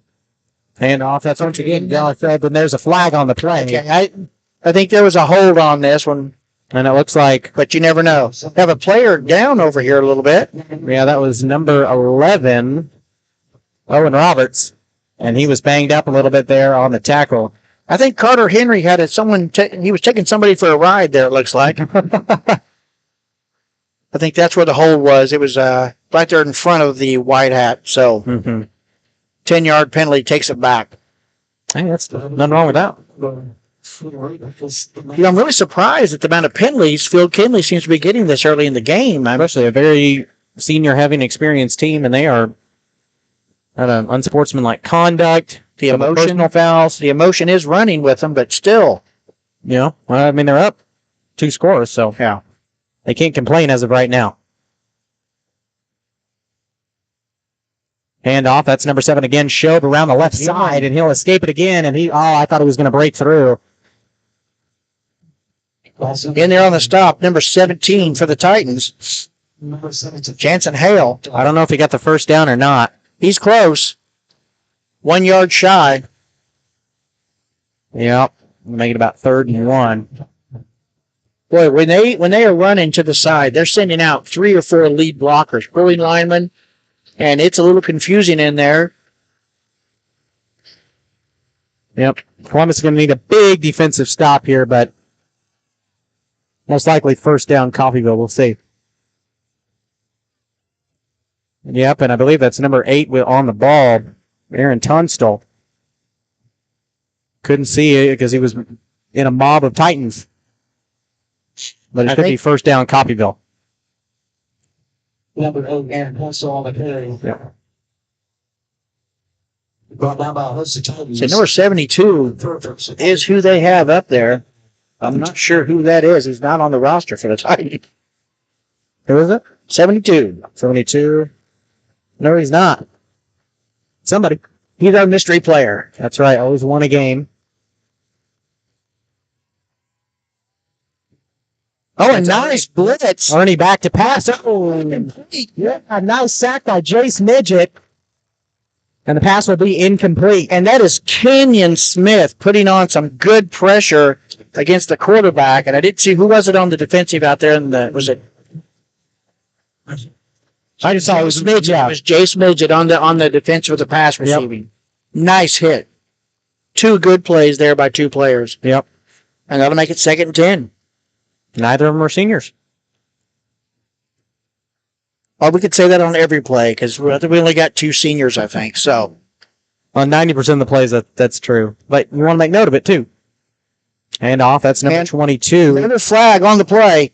That's Deontay Galindo. Some kind of a blocking issue gets just thrown at the lineman's feet. Yep. Deontay Galindo on the carry. And it is against Phil Kindley. Yep. So penalty city tonight for Coffeyville. And I'm not sure if Coach Wade's going to be too happy with their performance as he's throwing his hands in the air. I don't think he's throwing it at the refs. I think he's throwing it at his guy saying, what are we doing? You know, it's got to be frustration on his part because he knows they have a large line. They have good running backs. And it's just guys getting beat at. I think they're not taking the Titans serious. I'm assuming he called timeout. Well, we have a down player. We have a down player over here. Assuming probably a cramp. Was it Jet? Yeah, I think he got up and came off the field. Yep, they're working with Owen Roberts here. Yep, on the sidelines. Jet Tanner. It was Jet Tanner. Most likely a cramp as he seems to be okay. All right, it's 2nd and 20. Yeah, after a first down, Columbus has pushed him back after a penalty. Which the penalties are what's eating up Coffeyville's offense tonight. And besides the first 2 plays of the game. Yeah, it's pretty obvious. Oh, and he bobbles it. And brings him down. No, he's down. They're calling him down. That was number 73.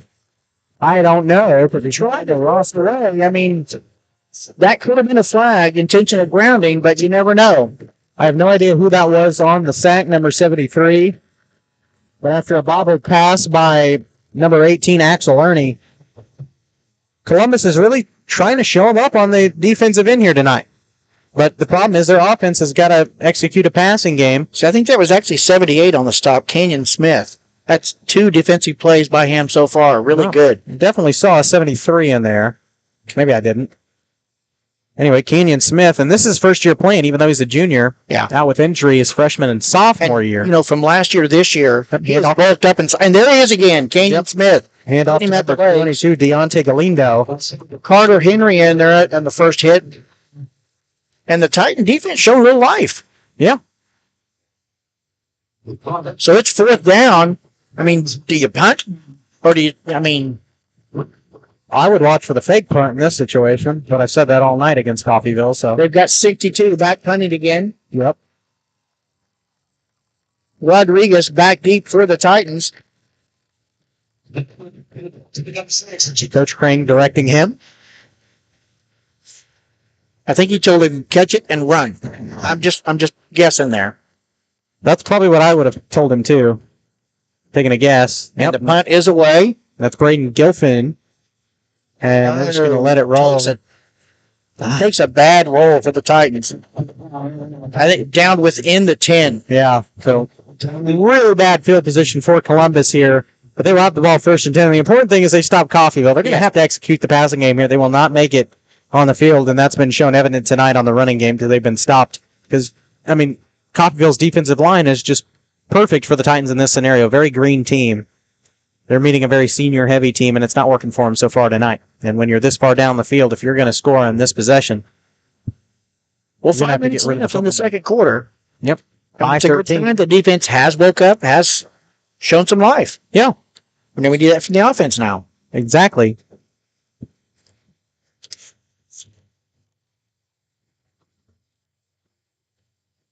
Kavalela, double pass, and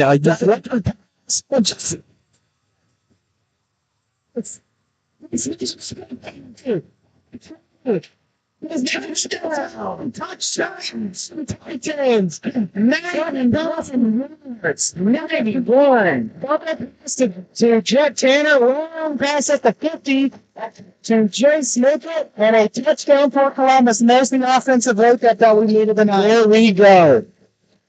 That was a beautiful time to play. They baited on that, called in the corner on that bubble pass. Wide open. Wide open. Now, if you remember, we ran that play against Afton, and it was called back on a penalty, and a touchdown on it at the end as well. Yep. So if you can't hear the crowd then, I hope you can hear them now. They're a little more excited. I hope you can hear us. I hope we didn't drown ourselves out by screaming there. It's hard not to get emotional on this. That was a beautiful play. Yeah, that was really nice. 91-yard touchdown, catch and run, Jace Midget. Yep, and he's getting ready to kick the PAT. And it looks good. No good. No good. Goes to the right. Yep, went to the right. I couldn't tell from here, but it'll make it 6-14. Columbus finally on the board, and this time in the first quarter, the first half, excuse me. We'll take a quick break, and we will come back here with Coffeyville on the offensive end after a 91-yard touchdown from Jace Midget. We're back at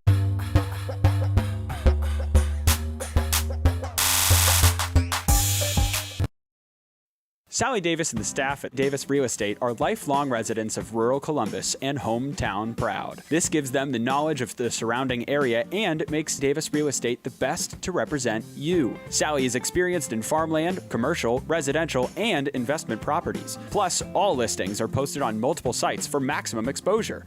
Davis Real Estate, excellent customer service with the least possible amount of stress, expense, and time. Find the property of your dreams with Davis Real Estate. As one of the oldest banks in southeast Kansas, Exchange State Bank is proud to be locally owned and operated. Exchange State Bank provides quality customer service supporting the growth of local businesses, agriculture, and the financial needs of families in the community. With competitive savings and loan products, online banking and mobile deposits, free debit cards, and more, Exchange State Bank is working to earn your business. To earn more, call 620-429-1873 or visit esbks.com. Exchange State Bank, you're not just banking, you're banking with friends. Kicking off for the Titans. Yep, and another low kick that's taken by number 22. And he'll be stopped in a pretty good stop there. A shoestring tackle by number 6, Jane Rodriguez. And kicking off for the Titans was Braun Stone, number 5. And that was number 22, Deontay Galindo on the carry, the 5'10", 151-pound junior. So we asked for a wake-up call, and the offense delivered. Let's hope the defense can continue.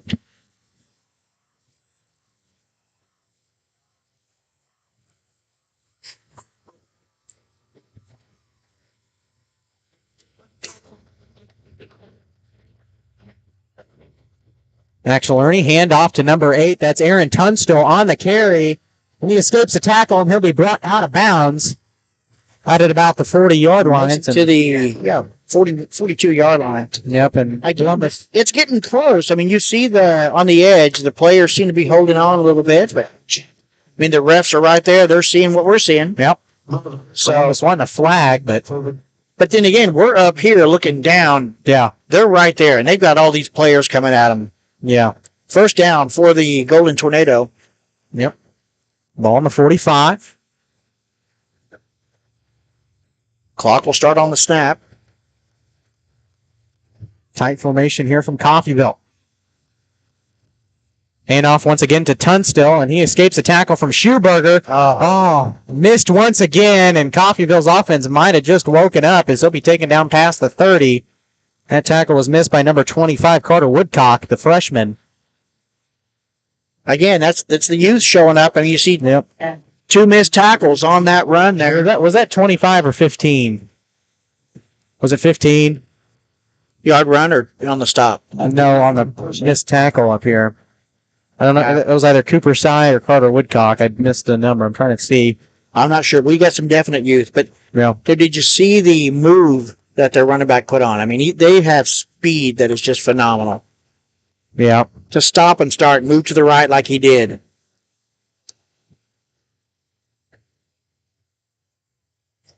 So 1st and 10 at the 29 for the Golden Tornado.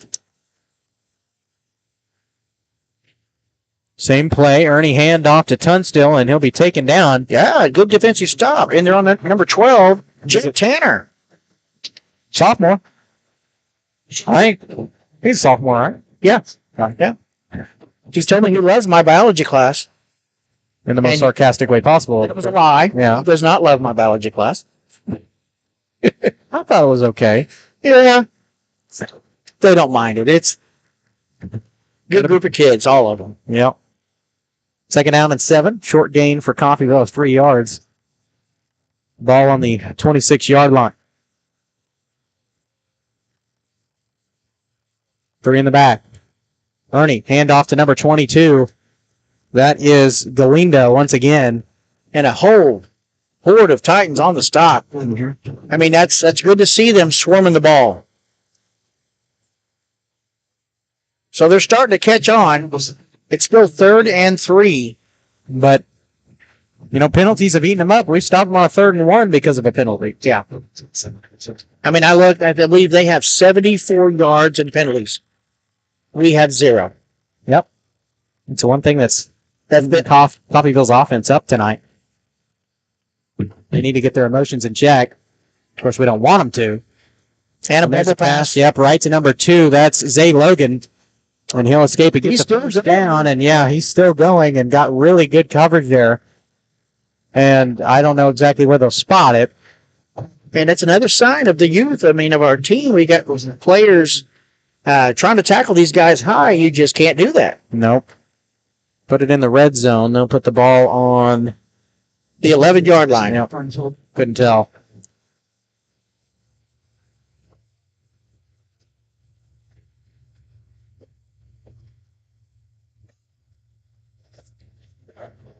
Okay, they're changing plays.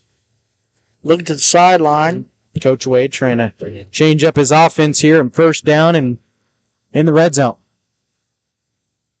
7 seconds to get the play off. Yep. Clock under 3. And he get it away. Oh, man, in there on the backfield. Yep, that's number 41 on the carry. I don't think he's in. I think, he is. Touchdown. They called a touchdown. That was number 41, Jeremy Colbert, on the touchdown. And, God. Yeah, I believe that's... And I believe Coach Wade kind of woke his offense up there to make it 6-20, and Coffeyville might go for 2 here. Now they're lining up for the extra point. Yeah, nope.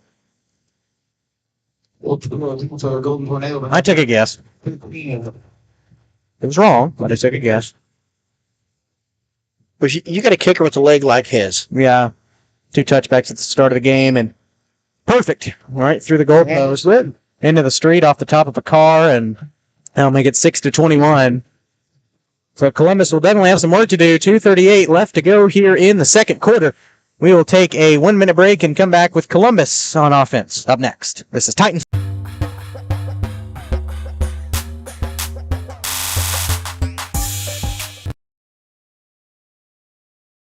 The difference between gambling and having a gambling problem is worth knowing. Learn about the warning signs that you or someone you care about could be at risk. If you struggle with a gambling problem, or if you are impacted by a loved one struggling with a gambling problem, please get help. You can get confidential, no out-of-pocket cost assistance by calling the Kansas Problem Gambling Helpline at 1-800-522-4700 or at ksgamblinghelp.com. Know your limits. This message is brought to you by the Southeast Kansas Problem Gambling Task Force. Let me ask you this. How many of you think you are paying too much for insurance? Have you checked with a different agent in a while? I'm Corey Tedlock with Tedlock Insurance. I've become an independent agent to give my customer options. Here at Tedlock Insurance, we have multiple companies to help with all your insurance needs. Send me a message on Facebook or call or text at 620-674-1286 for a quick quote and see if you can start saving money today. Look down, and there's Mr. Tedlock right down there. Yep, supporting his Titans. Tedlock Insurance, proud sponsor of Columbus High School Athletics, and that will go out of bounds. That's a weird sign. I mean, he's been booting it all night. That would give a flag. I figured that was another touchback, but no. Went out of bounds at about the 15. So it'll be back, I believe, at the 35, I believe. Which is another one of the better field positions Columbus has had all night. So again, now we're looking at the stats. Bill Kindley has 89 yards in penalties. Mm-hmm. Titans have 0, which is really awesome to see that they have cleaned up their game. They had a few penalties last game that really hurt them in some scenarios.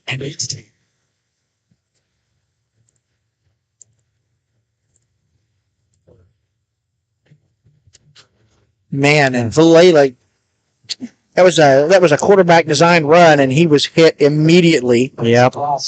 That was number 58. We've called his name all night.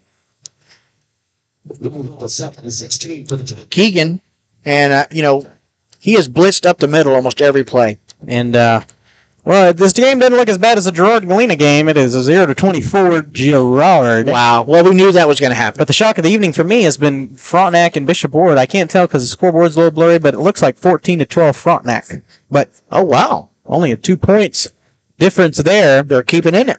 Yeah, I think it'd be a shocking upset if Bishop Ward beat them. We'll have to find out later. We'll keep you updated on the scores in the halftime show. There's Valela looking to pass. He gets the throw off intended. Almost intercepted by number 3. Pass intended for Jet Tanner, number 12. Keyshawn Hayes in there on the defense. It was over his head. But Jack was hit right as he threw. So that, I don't care who you are. That's tough to do, to get an accurate pass off.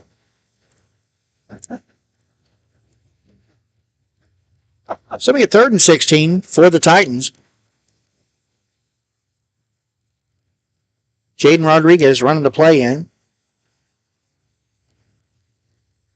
And again, you got Jace Midget down here on the bottom end of the screen.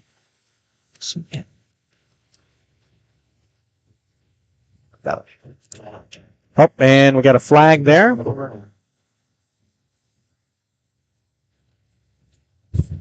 That'll be a full start against Columbus.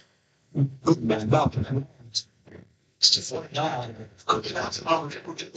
you see those green shirts walking around selling tickets?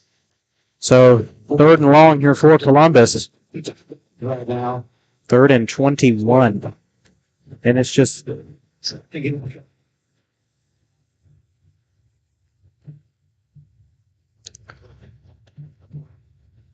See, Valela got to get rid of it. Oh, man. Good defensive play by number 13. Zach Becker for the Golden Tornadoes. That pass, he almost intercepted that screen pass. Yeah, that would have been insane. I think it was 4th down for Columbus. I think we're going to find. I don't know if you have much choice. Played football in high school, and I've been in games like this, and sometimes you just don't want to punt. You just keep running the ball. Cy Schumberger. Nice punt. Yeah, one of the better punts we've seen all night. He'll get past the 50, fielded by number 41. Oh, man. That's Jeremy Colbert, and he'll get past the 50-yard line, be brought down right about the 45, and that's where Coffeyville will have it, 1st and 10. So I had to say something about Columbus not having a penalty in the next series. They get a penalty, so please, I apologize out there listening. It wasn't.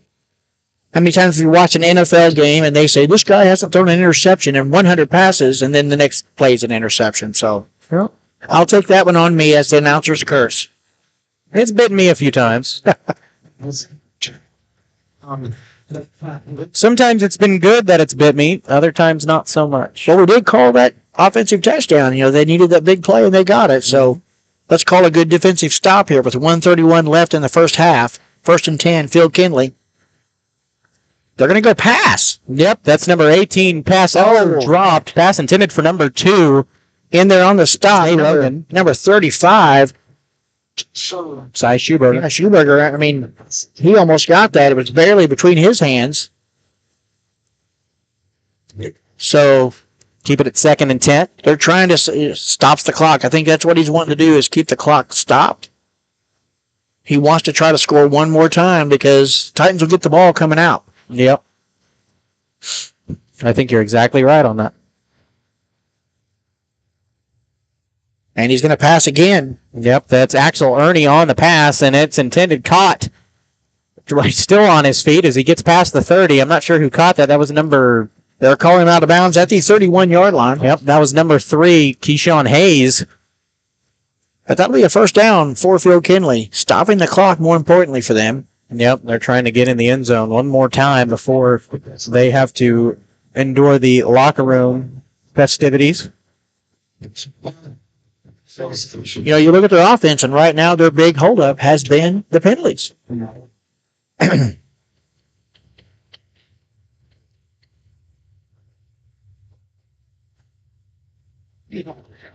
Handoff here. Yep, that's number 10. Nice stop. That was number 8 on the carry, Aaron Tunstall. 5'10", 164-pound junior. Chet Tanner on the stop for Columbus. Sophomore. So 2nd and 5. The youth of this team does show at times, but sometimes in good ways. Axel Ernie back to pass. Oh, he's got a man wide open. Yeah, that's number 5 on the touchdown, Amani Luton. But we got a flag on the play. Have a player hurt here for the Titans, limping off. That probably will come back. And it will.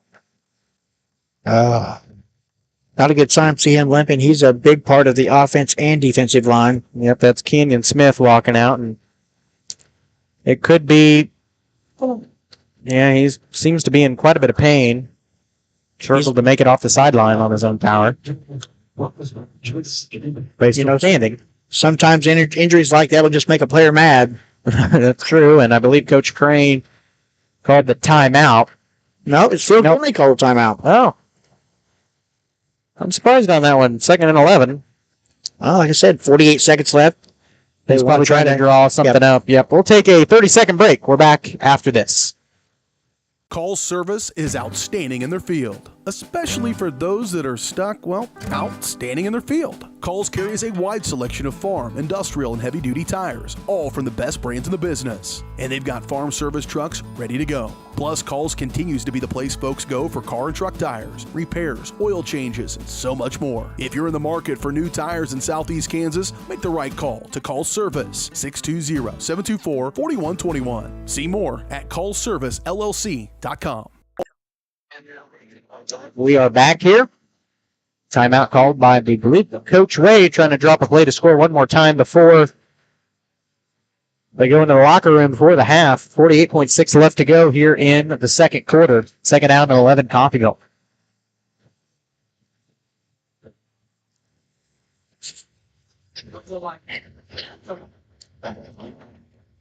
Looks like they're going to try their power run to the right. That's what I would say, but you never know. Their counter has been working to the backside. Yep. Yeah, but they're going to pass. Yep. Ernie will pass. Definitely keep it himself. Intended for number 3, and he got it. And that's it. Same play to the other side. Keyshawn Hayes with a touchdown.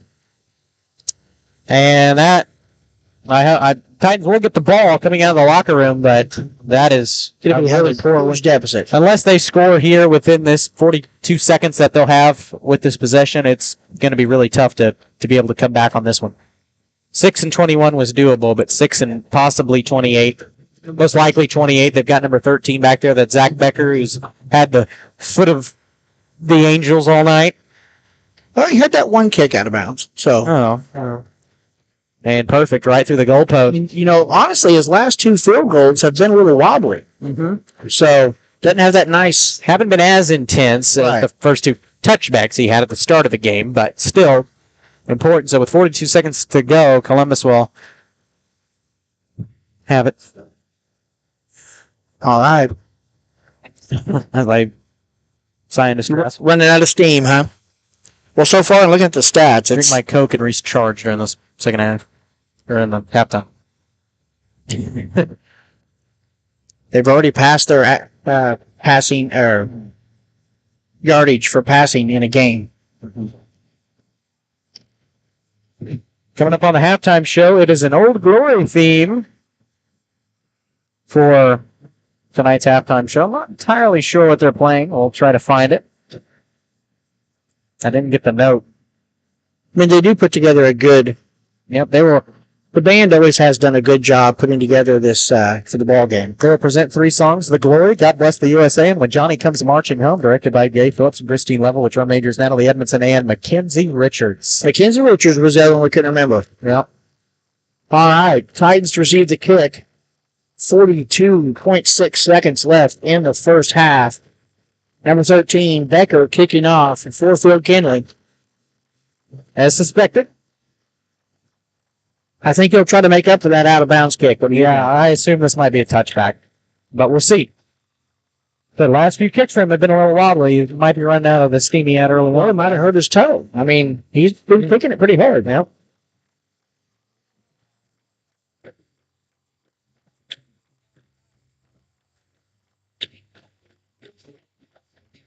And a good boom. Yeah, that will be a touchback.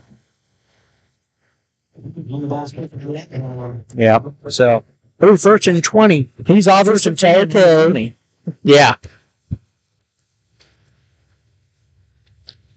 So Titan offense will take the field. I'm just going to say it again. I think the passing game is going to come in more handy than you think here. Yeah. And that's really the only way you're going to score. I mean, that 91 yards for Jace Midget to the house. I'm looking. They're sticking with the regular defense, not going to a prevent. Mm-hmm. They're manning up, and they're saying, "Do what you can." I'm going to run and off quickly. Nowhere. Guess who it is? Number 58, Keegan Rimley again. Yep, hand off to number 35, Cy Schuberger, and couldn't make it anywhere, and that's why you can't. I mean, it always is good to establish a run game, but there are some teams when you're very young, it's just not going to work. Yeah. Unfortunately, this is one of them. Coffeyville senior heavy, got a lot of big guys, a lot of strong guys, and their speed has always been known. You know, the thing like this system, it doesn't matter. We could lose every game. It's the last ones that count. That's right. When we get to playoff last year. Yeah. We won the Afton game and didn't win a game until Baxter. Oh, and got rid of it, intended for Chase Midget. He kicked off it. And he stepped out of bounds at the 35, but Midget with another. Now, that was a huge catch over the defender. Right. He had Aaron Tunstall on top of him, and he still managed to catch it. He did step out of bounds, but that'll give him a first down. Nope. Up in there, headed to the locker. That's a home field clock issue. We didn't stop it. We didn't stop the clock, so they're just doing what they're told. So we'll put a couple seconds back on. The Titans will get one more shot at it. Who knows? They might be able to convert on another pass and take it to the house right at the end. You know what? I have a feeling they're not going to be in the man-to-man this time. They might go to their prevent after that one. I would like to see it.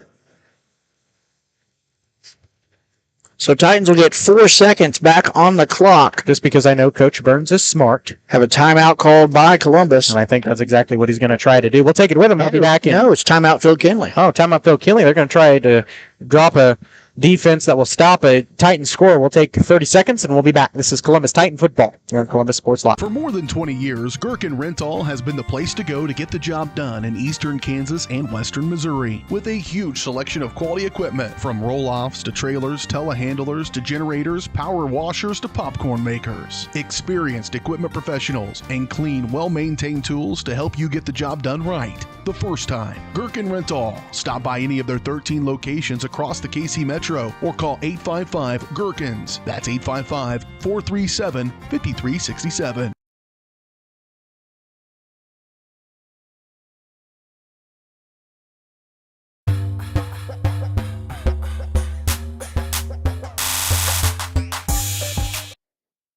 After some clock troubles, there'll be 0.4 seconds left to go here in this first half. Coach Wade called the timeout, tried to drop his defense. As Titans are most likely going to And he has 3 guys back now. Oh, yeah, he's ready for the more. He's ready. He's gone to prevent. I figured that was coming up. They're trying not to get that 91-yard. Well, it's not going to be 91 yards, but you get the point. Yeah. So our line. Layla will pass, and it's short to Jet Tanner. But he won't get anywhere, but he'll have it at the 40, but it doesn't matter. The Titans will go into the locker room. 6-28. You know what? I think it does, because that's positive plays at the end. Build a little confidence. See if they can continue when it comes out. That's true. Anyway, that will do it for the first half. We'll take a 2-minute break and come back with the Crossan Construction halftime show. We'll also introduce to the cheer squad that's taking the field coming up here in the second half. We are back in 2 minutes. This is Titan football. They're taking it now. Oh, they're taking it now. You're right. I forget the band goes second. Yeah, I think one. Tonight's, or the 2023 Fall Spirit Squad, consists of captains Chesney Dopkins and Maddie Garcia, with seniors Brianna Reedy, Macy Allison, Presley Tedlock, Brooklyn Lima, and Gabrielle Smith, with sophomore Trinity Green and freshman Audrey Combs, Caitlin Patton, and Amory Neely. So we will now take a 2-minute break and come back with the Crossan Construction halftime show.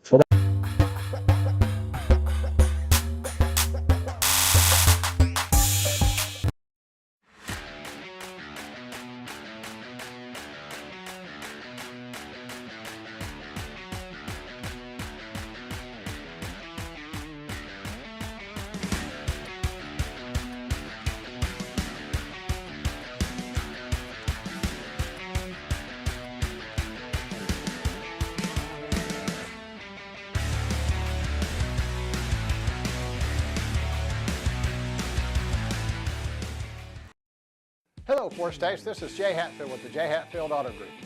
We've been serving the Four States area for over 29 years, and we now have 6 locations which offer Chevrolet, GMC, Ford, and Chrysler Dodge Jeep Ram. Each of our locations is operated by a Jay Hatfield family member or managing partner. At Jay Hatfield, we're here to earn your business and trust. We have approximately 300 pre-owned and 300 new vehicles in stock or on their way to get you back to being the active, energetic person you want to be. Dr. Robert Shook and Dr. Daniel Haugen. I was raised in a small town, and there was a lot of people who took time to invest in me. And so when we decided to open up our offices, we want to make sure that we're pouring back into the community that's giving to us. We care. We want to be involved. We want to have a passion for what you have a passion for. We want to be able to give back. And that's the foundation. That's why we're more than just insurance.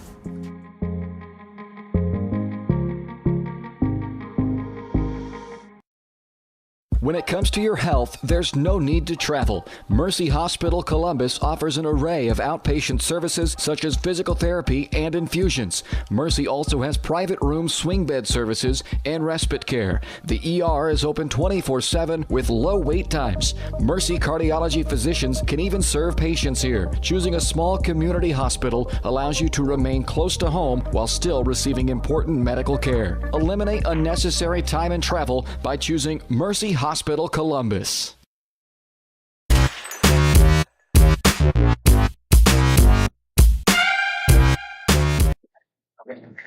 We're back here to the Crossan Construction halftime show here on Columbus Sports Live. Your career with Crossan Construction. Start with Crossan right out of high school with their internship and apprenticeship programs. You can learn more at crossland.com/careers. We'll try to find some scores going on tonight from around the area. Baxter is taking on Afton, but they are not live streaming it. So I apologize.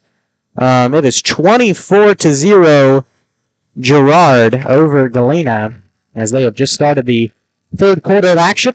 Okay, about Baldwin and Lewisburg coming up here as I can hopefully find a little graphic for it.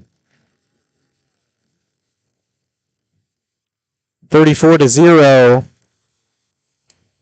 Who are they playing? Lewisburg.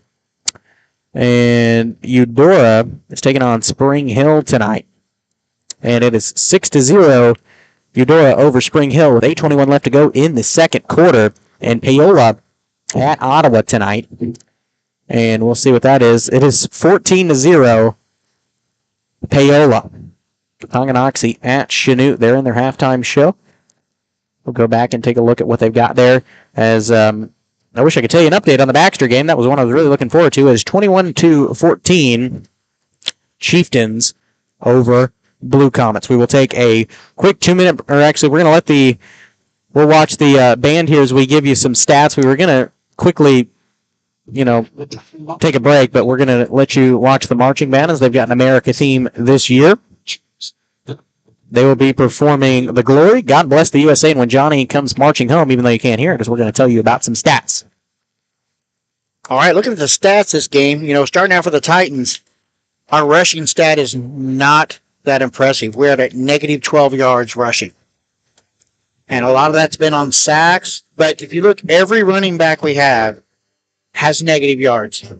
And that's attuned to their huge defensive line that they have. But on the passing side, we have 139 yards passing already this game. 122 of it to Jace Midget with just 2 catches. And that's an average of 61 yards a catch, which is a really good average for a high school wideout to be having this time. Going on to the Kindley team, they have 146 yards rushing, and 118 yards of those rushings are to Aaron Tunstall. With 8 attempts, he's averaging 14.8 yards a carry with 2 touchdowns. The other Phil Kindley player, Jeremy Colbert, has 1 rush for 12 yards, and that was for a 12-yard touchdown.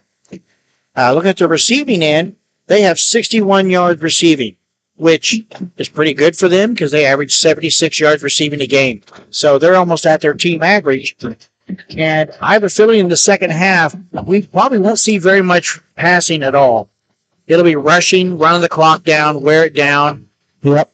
Because with a 22-point lead going into the second half, I bet their coach is feeling pretty confident, other than the fact that they have so many penalties. 94 yards in penalties.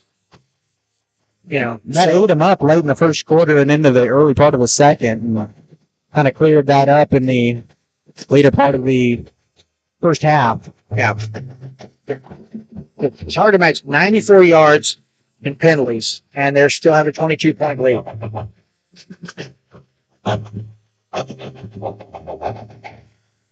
There you go. There was. Man, you just zoom out because we can't get all the band members in the screen. Nope, but that's a good. As they will take off the field. I remember doing this last year. And Aren't there 3 songs already? No, I think those are the 3 songs they're going to be playing all year. Okay. They just haven't worked them up. It's tough to work up a field show. I've always described it. It's like the football team gets a playbook. We get a field show chart. And it looks pretty much like a playbook. I mean, there's X's and there's O's, and you have to know where you are, and they work it up. They guaranteed they've been practicing out, hot or cold. Early in the morning. They're early in the morning. From 8 to 8:45, this is all they do. And you got to remember, while they still have marching season going on with parades and stuff, they took a 1+ rating as usual. It's not shocking anymore because they've had a chain of success that it doesn't matter which class graduates, they keep it up. It's not shocking, but it is impressive. It is impressive. They continually get a 1 rating. You go into the band room, and that's all you'll see at Columbus High School is award after award after award. And it's not just with this. I mean, I was in jazz band for 4 years. We had jazz band.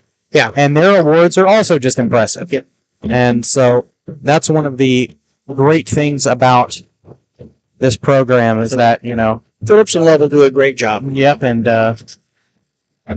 she's been doing it a long time, and this level has been an assistant now for several years. Yep. And so they've got great chemistry, and they make it happen every time. We'll take another quick break, and we will come back here with try to find you some other scores going on tonight around the area that we can find. I'll try to find that Baxter and Athens score for you, but Baxter Sports Live, I guess Baxter Spring Sports Live having some technical difficulties. We'll also try to find you a score of the Frontenac and Colgan games. We're back after.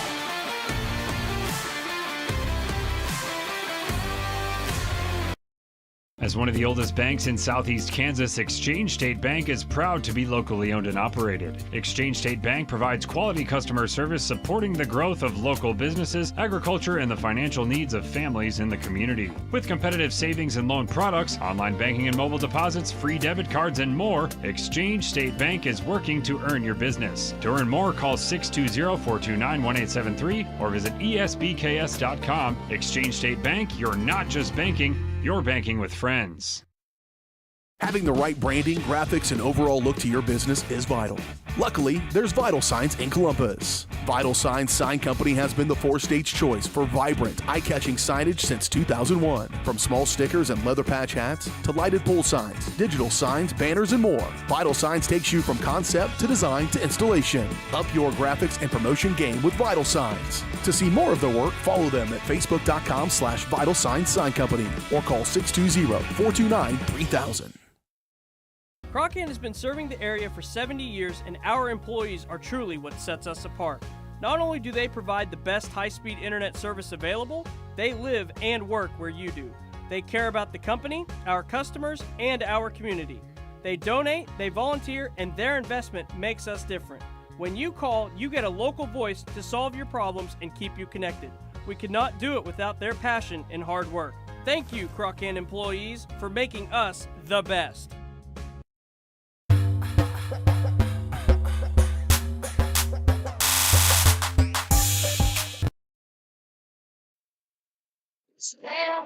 Welcome back, everybody, here to Cecil Klein Field, Titan Stadium.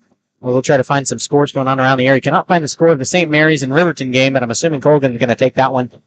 Should keep you updated a little bit on Bishop Ward and Frontenac.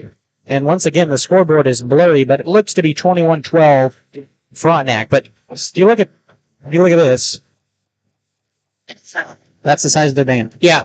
That just kind of shows how much our band, I know you can't see what I'm talking about, folks, but Yeah. They have what, maybe let's count them. 1, 2, 3, 4, 5, 6, 7, 8, 9, 10, 11, 12, 13, 14, maybe. 13. And that's not to say they're not good.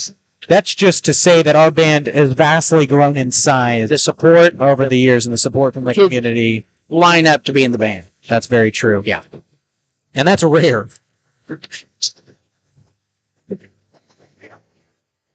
Still trying to find these scores. So let's see what the score is. I would bet Baxter is up, but I don't know. You find it? No, they are not. It is 9-12 Afton at the end of the first half. Guys, that Afton team has a lot of, upper players, a lot of seniors. He's got a good team returning. And, they're a better team than what people think. That is a surprising. I expect to be Baxter up big, but I guess it was not. Guess it was not as big as I thought it was going to be. Yeah. Anyway, we'll take another 2-minute break. We hate to do this, too, but we got 2 minutes here until we get started. Then we'll have a 3-minute warm up. Yep, and then I guess we can ramble for a little bit. I forget about the 3-minute warm up. Tell you about the schedule going on for other games coming up this week. Or next week, as Columbus will take on Galena on their home turf once again next week. And that will be on the 22nd, I believe. Yep, Friday, September 22nd. But I believe before that, Yep, on the 19th and on the 21st, we have 2 volleyball games that we will be covering for you here on Varsity Sports Live. Columbus will take on Girard at home on the September the 19th, and we encourage you to check out Columbus and Southeast. Southeast is actually a pretty good team this year as far as volleyball goes. That will be on the 21st. So before you get any more football action, we've got some exciting volleyball matchups here to show for you.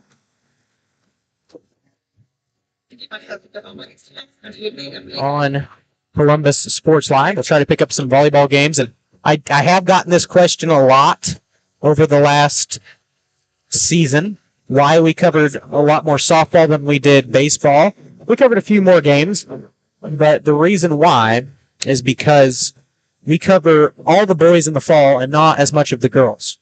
And we covered more boys basketball games than we did girls last year, and that might be the same this year. So we tend to cover more softball, but we will also try to get more baseball coverage in for you this year, and hopefully we'll continue regionals, because I know at least softball got a lot returning and will be big this year. If I remember right, wasn't there some issues the state was not letting you show? Oh, yeah, with state softball, or baseball, excuse me, we could only do the quarterfinals. Yeah. But thanks to BJ Harris at Varsity Sports Live, one of the main contributors of this project, we have been able to stop Acacia from controlling postseason coverage as of right now.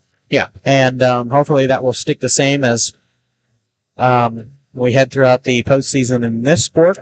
Girls basketball got a lot returning this year as well. The boys teams do not, but all the girls teams have a lot returning over the last couple of years. And girls basketball will still be young this year, but a lot of experience returning after they kind of got hot at the end of last year. Now, something about softball, we're going to have a new coach. Yep, Amy Saporita. We're going to have new coaches for both baseball and softball. Taylor Spear will take over the baseball program this year. And still yet to find the new head coach. Amy Saporita resigned. She's going to go watch her 2 daughters go on to their college athletic careers. Aubrey Saporita at Crowder playing softball, Addie at Ottawa wrestling. And you know what? You cannot blame her for that. No, she's a very good wrestler. Awesome, incredible job. She has been this. Oh, well, I thought you were talking about Addie for picking wrestling. No, softball. I'm talking. Yeah, no, you cannot blame her for that. She has built up the program, and they've had, even though they've dropped it short a couple of years in the postseason last year, they went far, and all they lost a big game, And they went into a buzzsaw at that game, didn't it? Yeah, it was. But her choosing to be a mom over a coach, You can't blame her. No. And it's not like she stepped down after a whole senior class went. No. They've got a good program over the next couple of years. So she stepped down in a time when they might go a little farther in state next year. It'll be another Frontenac and Columbus year. Anyway, we'll take another quick break and we will come back with the second half action. Columbus will have the ball. Yep, have the ball coming out of the locker room. We're back in 2 minutes. This is Titan football here at Columbus.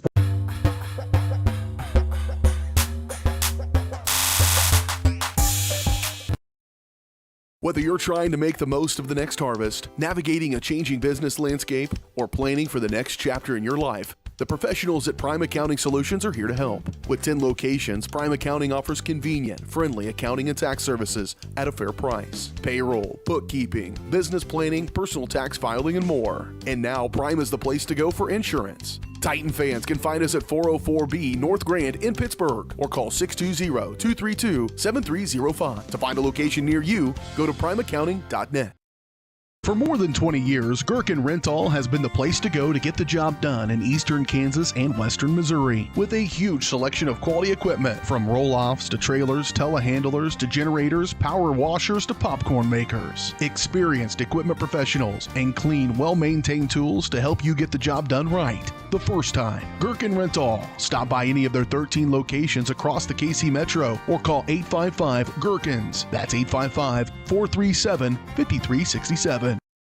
Call service is outstanding in their field, especially for those that are stuck, well, outstanding in their field. Calls carries a wide selection of farm, industrial, and heavy-duty tires, all from the best brands in the business. And they've got farm service trucks ready to go. Plus, Calls continues to be the place folks go for car and truck tires, repairs, oil changes, and so much more. If you're in the market for new tires in Southeast Kansas, make the right call to Call Service, 620-724-4121. See more at callservicellc.com.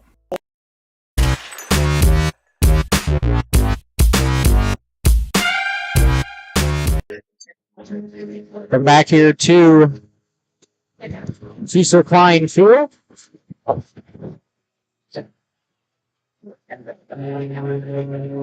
Titans are lining up to receive the kick. Yep. Phil Kindley has yet to come out. Oh, I thought you meant in the locker room, and I was like, oh, I see him. Looking at the scoreboard here, 28-0, visitor. Well, thank you for that. Yep, on the Colgan and Riverton game. Colgan's playing at Riverton this year, and they've got them 28-0. With At half. Yep, 2 minutes left to go until the start of the third. Colgan has a monster team this year. Yeah, and that's our homecoming game, and I don't want to see it. I say that, but this team could improve a lot by then. We may not win it, but if it's close, that'll be a statement. Game. Appreciate the background there on the computer. And here we go. Oh, no, Phil Kindley's receiving. I thought Phil Kindley did defer. That's on me. They deferred and they wanted the ball, so we got the ball first. Yep. And they held us and then scored in the second play. Okay. Yeah, that's right. Yeah, we apologize for that. Deontay Galindo. Sometimes even we make mistakes too. And that was Deontay Galinda on the carry.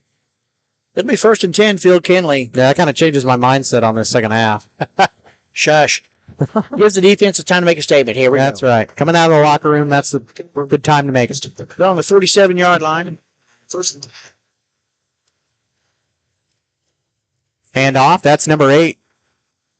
Aaron Tunstall. Man, he plows his way through there. Go break through. Get to about the 45. Jet Chandler finally brings him down. Picks up about 8 yards. Guess they'll put it on the 46. Or 45. Yep. From the 47 to the 45. Yep, not on the hash mark. 8-yard gain there for the running back. Second down and 2.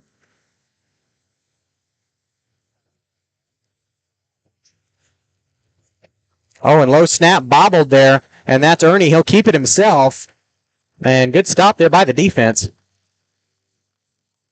That'll be Carter Henry in there on the stop. That'll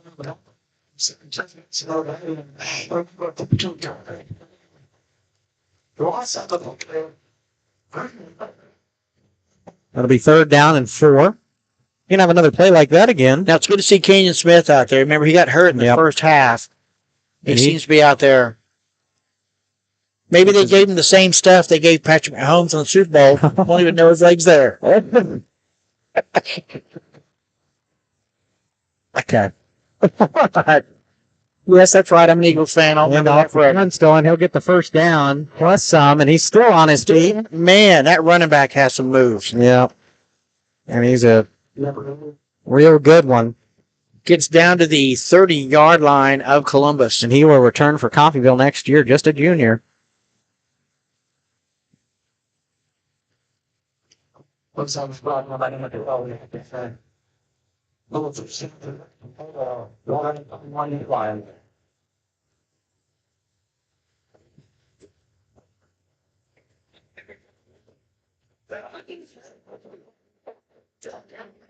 Logan in motion. There he is again, number 51 around the left. Yep, that's Jeremy Cuthbert, and he will be in for a touchdown. Oh, but we do have a flag on the play. We see Phil Kindley people with their arms out, and it is going to be a holding against Phil Kindley. Yep. I guarantee you their coach had a talk about penalties in there at halftime. And what'd you say, like 94 yards back in penalties? 90 first half? First half. That'll make it 104. Which is, that's not going to look good on Coffeyville's total, but no. The score wouldn't have shown it here tonight. So, I guarantee you he threatened them with running or something for penalties, and they were like, nobody wanted to claim that one. So that'll make it, 1st and 20? Yep. 1st and 20 at the 34. Looks like more back 1st and 17. Got to get a stop here. High snap, hand off to number 41. That's Jeremy Campbell. Once again, and he'll be in the backfield, taken down. Still having the speed, but he's going to be mobbed and brought down at the 45. And the Titan defense showing some life, swarming ability. But it looks like somebody that size Schuberger that's limping off. That's not a good sign for the run game. No. And it might be a cramp. I don't know. I don't think so, because he's not. Typically, when there's a cramp, they aim up to work it out. But yeah. Well, we'll see. Yep. Manager's there. She does a good job. Yep.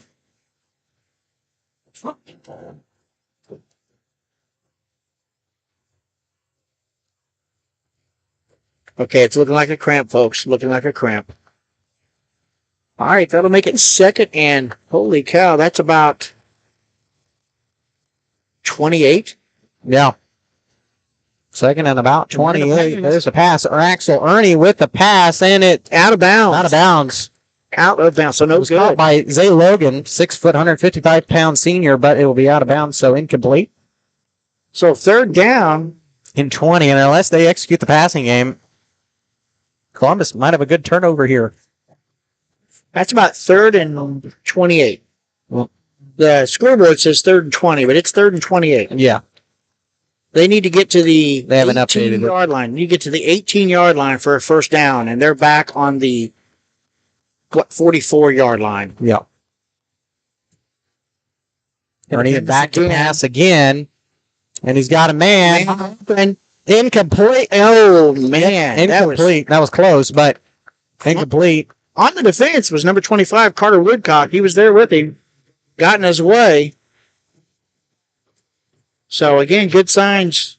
They're being shown by the freshman, taking the place of Lemmy Stone, who broke his ankle in the first game of the season. Yep, he was one of the ones we talked about in the injury report. I said it, there's Kenyon Smith coming off with that same ankle hurt. In the pregame. And the coach says, rub dirt on it, go back in. Yep. You're not Coach Crane telling him to man up. 4th down and 20. They're going for it. With this explosive offense, oh no. Wide open. And I brag on the freshman, and that time I don't even think he turned around. No. And off of a 4th and 20, that'll be a touchdown for Coffeyville. And from the 43-yard catch. Yeah. I'm not sure what to say on that one. It's just, the greenness of the team. And that shows the confidence the coach has in their receivers. Yep. Coach Wade made the call to go for it, and right move. But Columbus defense really should have stepped up there. Now kick the extra point. I believe that's probably going to be Zach Becker, number 13. I don't know why it wouldn't be. And it is good. Yep. And that'll make it 35-6. Coffeyville. Wow. 8:29 left in the third quarter. Yep, 8:29 left to go here in the third. We will take a 1-minute break. We're back in 60 seconds on Columbus Sports Live. This is time.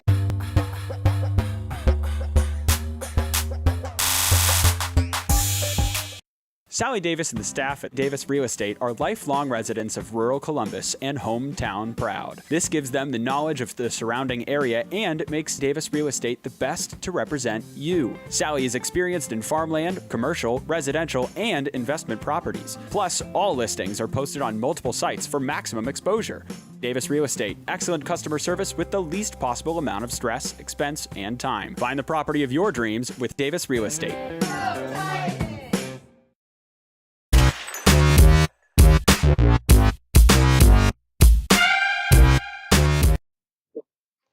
Welcome back after a 4th and 20 catch for a 43-yard touchdown. It will be Titan ball. As back to kick will be number 13. I already forgot his name. How did I forget his name after he has been so explosive tonight? I believe it is Zach Becker. There we go. Found it. Just in time.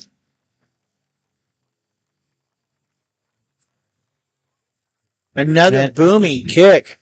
And it will... Oh, no. Out of bounds. Yep, almost a touchback, but out of bounds at about the 10. Or right around the 5. Flag will come out.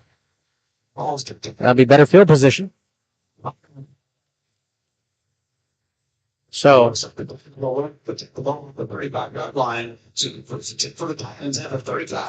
So, adding that penalty on, that's another 15 yards. From the spot of the foul to where it is. That makes them 119 yards and penalties. My goodness. All right, Titan offense. It's time to go. Again, you look on the sideline. One of our starting linemen, Kenyon Smith, is not in there. Yep, and neither is Siler Schuberger. Will really destroy the run game a little bit. Rodriguez in motion. Handoff up the middle. Yep, that's number 5, Braun Stone on the carry. And he picks up a few, but excuse me. That was a little loud in my ear. Yeah, I'm sorry. In the stop there, number 54, Brayson Voss. Called down by number 54, Brayson Voss. Picks up maybe half a yard to make it 2nd and 9. Second and 9. Yep.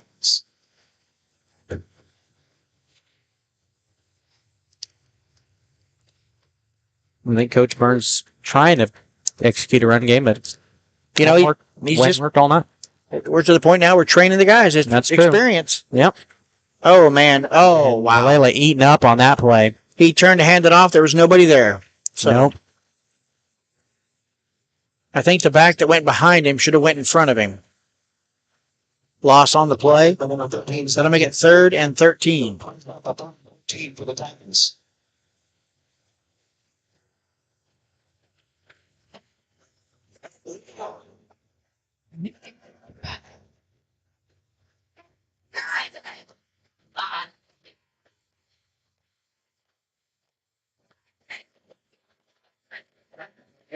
And Coffeyville's huddle team's already decided to pack up.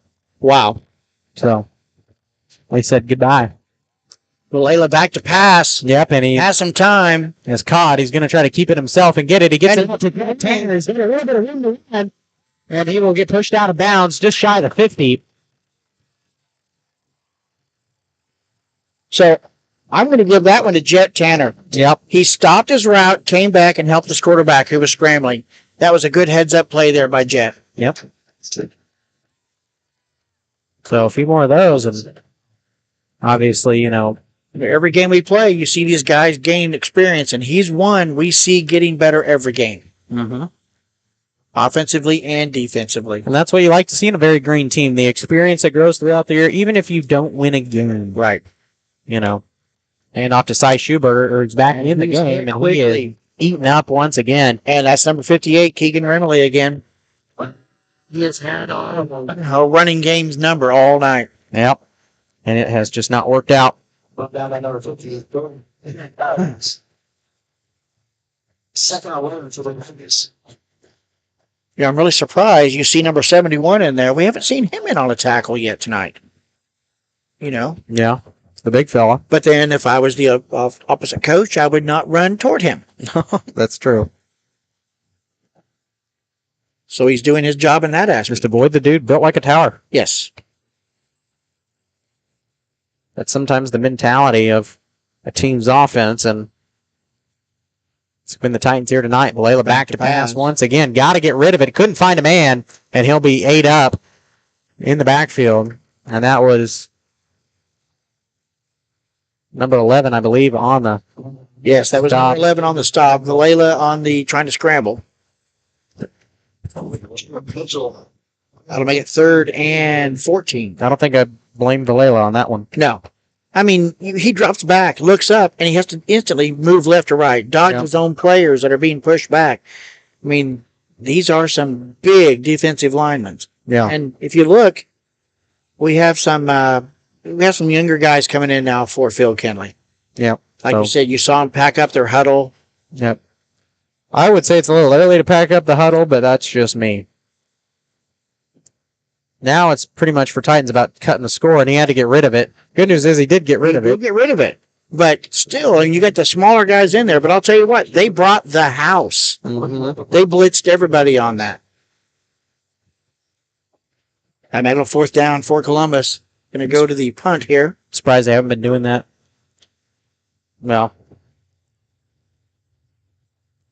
you've got these fresh, younger guys in there against our wore-out young guys. So it's not as ugly of a score. Well, it kind of is, but 0-30 is the score of the Galena and Girard game, and I'm not going to tell you who's on top because I hope people would know. And he gets the return. Yep. Number 8 on the return, Forefield Kindley. And that is... He gets around. He's in open field, and he's finally brought down about the 20. Wow. Yep. A 50-yard return. Forefield Kindley gives him goodness. excellent field position. That was Aaron Tunstall on the carry. I'd be surprised if they don't score here on this possession. Well, it looks like he's still having his varsity offense in there. He is bringing some new running backs in, but they still have their big linemen in there. And Lions will take the lead over the Afton Eagles 16-12 with 5:25 left to go in quarter number 3 in Baxter Springs. Not as pretty of a score in this one. Handoff to new running back here. Yeah, that's number 41. Nope, that's Jeremy Colbert, and he snakes through and to the 6. Yep. Ball just barely below the 5, and that will put him in the red zone. That'll be first and goal. Phil Kindley from the Titans 6-yard line. On the 7-yard line.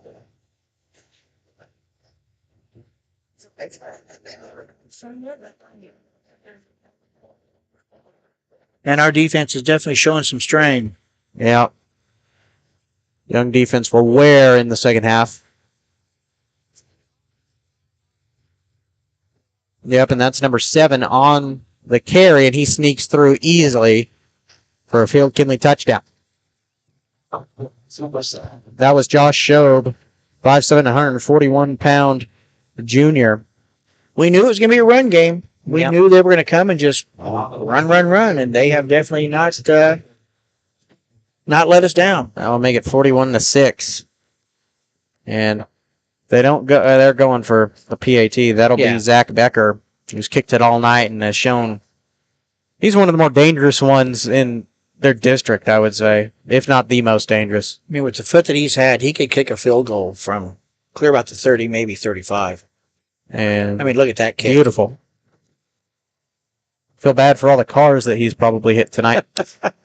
41-6 Coffeyville. We'll take that'll help our insurance salesman, right? There you go. We might hear from him coming up in a little bit. We'll take a 1-minute break and come back with Titans on the offensive end.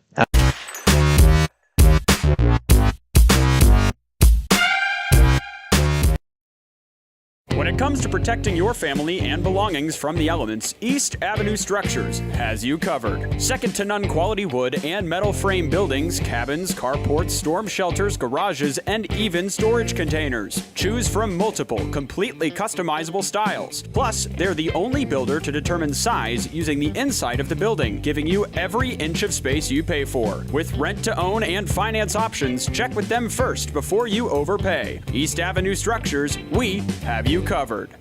Team Threads is here for your school-themed gear. Titan fans through and through, but we can customize your team for you. Screen-printed vinyl and sublimation, embroidery, and rhinestone application. Call to order or just stop in. The store may already have a win. In the heart of Columbus, on the square, Team Threads is the place for your school flair. Team Threads, 119 West Maple in Columbus. Call 620-429-4402.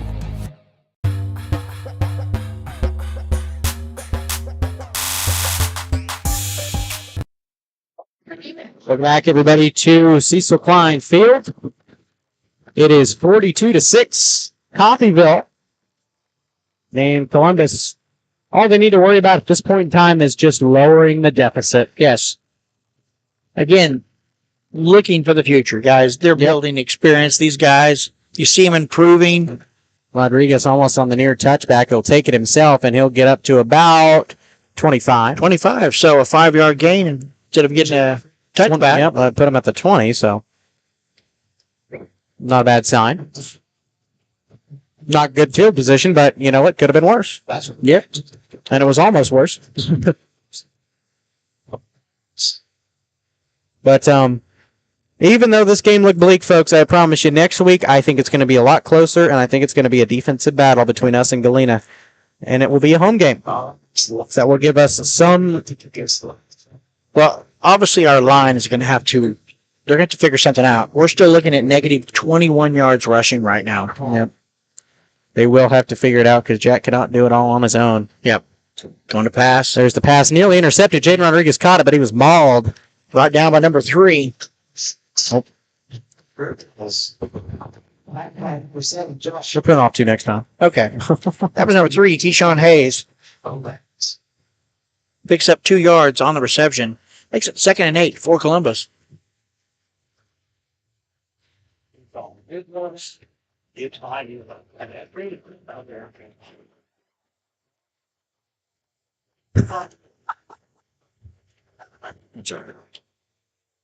Oh, just watching people embarrass themselves. I missed the play, folks. I apologize. Nice guy in a Titan helmet was getting. Pass was complete. That'll make it 3rd down. 3rd and 1 for Columbus. Nice guy in a Titan helmet was trying to get the cheer squad up for a little girl and went for a high five, and she denied him. She ran away. She said, "No, thank you. You just embarrassed me." Wish we could have caught that on camera. That's all right. Focus on the action. 2:25 and handoff. Oh man, met instantly after the handoff in there on the initial hit. That was Neuenswander. Yep.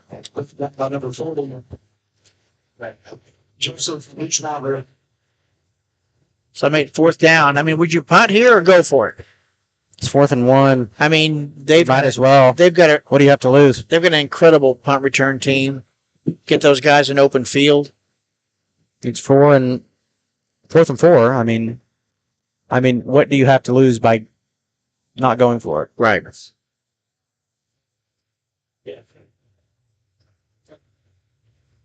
Or what do you have to lose by going for it? Grammar is not my thing, and they will. I understood. Well, and Valela passed it, and he got it complete. As Jace depends on the spot. Yep, it should be 1st down. After the 37, 1st down Titans. Yeah. So, good to go for it there. Important. Columbus has not been in double digits on the score all season. But yes, they have. I forgot it was 14-12. Yeah. So, but I mean, it's been our young line. Yeah. Our young line and guys getting through. A lot to work on this week. Yep. And they will have a lot to work on every week from here on out. Yes. But that's the part of being a young team is everyone's got to work a little harder. Layla will pass it. Yep, and that I'm not sure that was caught. I think Jaden Rodriguez. Nope, it wasn't him. It might have been Jace Midget. Yep. Jace Midget. He'd be the target every play. Yep. Because he's had a good game tonight. You know, he's looking at receiving yards over 139 yards receiving right now. With our team have 173, so he's the majority of our receiving. Well. Yes, sir. And Jack Valela on 8 of 14, 57% completion. Okay. Yeah. The one touchdown is from the double pass to Jet Tanner. Another pass complete outside here. That was to Jet, and he gets just shy of the 50. Marion Logan on the stop. 4th down penalty. In the 3rd quarter. Close to a 1st down. Depends on the spot. Yep. And Columbus will either have a 3rd and short or at 1st and 10. Looks like they're making it 1st down. Well, it'll be 1st and 10 for Columbus coming out of the quarter break. We'll take a 1-minute timeout and come back with 4th quarter action after this.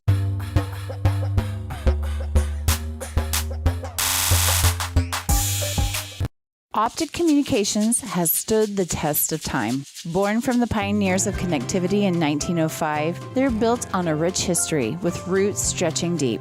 Just like Optic Communications' 100% buried fiber, making them the fastest, most reliable internet provider in the region. Optic's employees are local, friendly, and fast to respond. Optic Communications, built for the future, with a foundation firmly in Columbus. Learn more at optic-communications.com.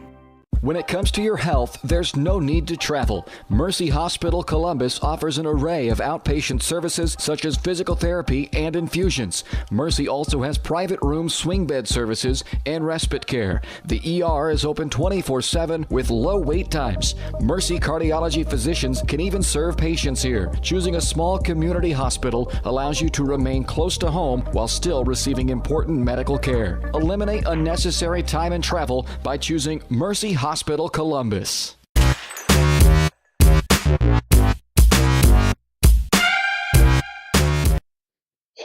Welcome back. 42-6 Coffeyville here in this one as we start the final quarter of play. It'll be a 1st and 10 Columbus as they swap sides. Starting from their own 49-yard line here, 1st and 10. Valela looking to pass. He gets it off to, I believe, Jace Midget. Or no, that was Jaden Rodriguez. My apologies. And they're on the stop. That's number 2, Zay Logan. They'll get to about the 44. 44, 43. I'll bring up 2nd and 3rd.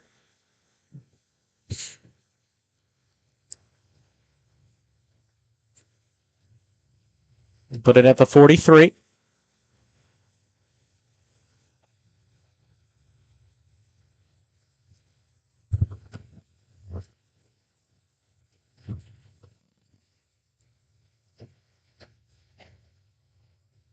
Schuberger under Valela, Rodriguez in motion. And off to Schuberger, and he gets it up the middle, but not very far. Becker in there on the stop for Phil Kindley. Gets close to a 1st down, maybe a yard shy, but he's up 3rd down.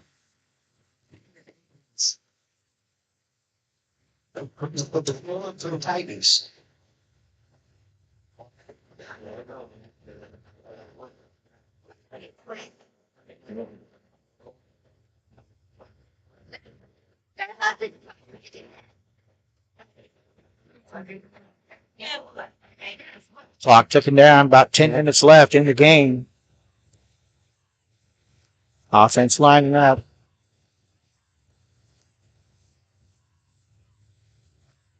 Valela. Pass to Rodriguez, and then pulling by the jersey. Man, it'll be close. Yep. No, they didn't get it. That'll make it 4th and short. Yep. We are definitely in 4-down territory, so they will go for it. Yeah, I'm about to say there's no reason not to.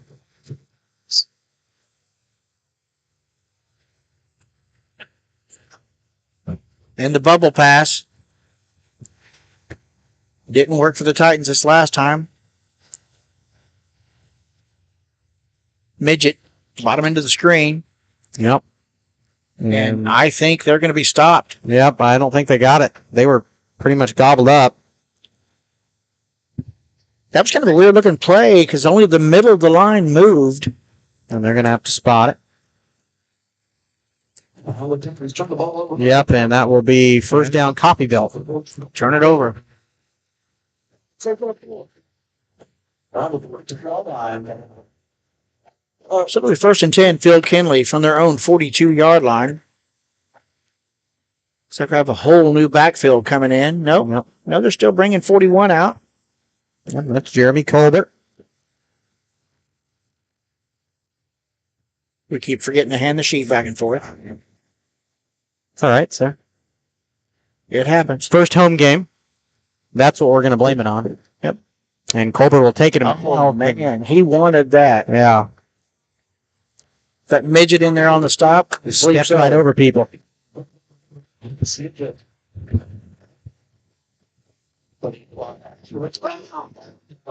Yeah, it will be a running clock.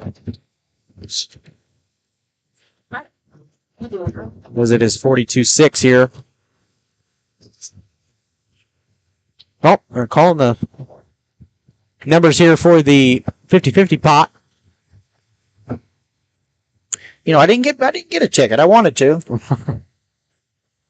Short gain there for Coffeyville. That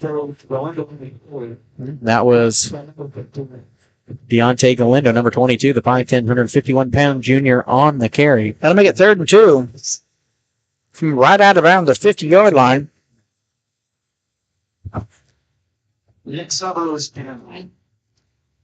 He always does this. He always hesitates to say the numbers. I did the same thing. Well, you got to make people keep paying attention. Now is Ernie nice. Dazzle play again, but this time Titan defense stops them. Amani Luton gets caught up in the backfield. Just about at the 49. And number 72. Not sure who that is. That mystery player we have on the roster. He's in there again. That makes it 4th down. I'd be...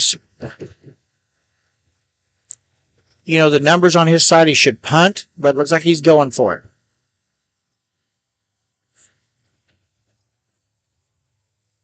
Kind of insult to injury here.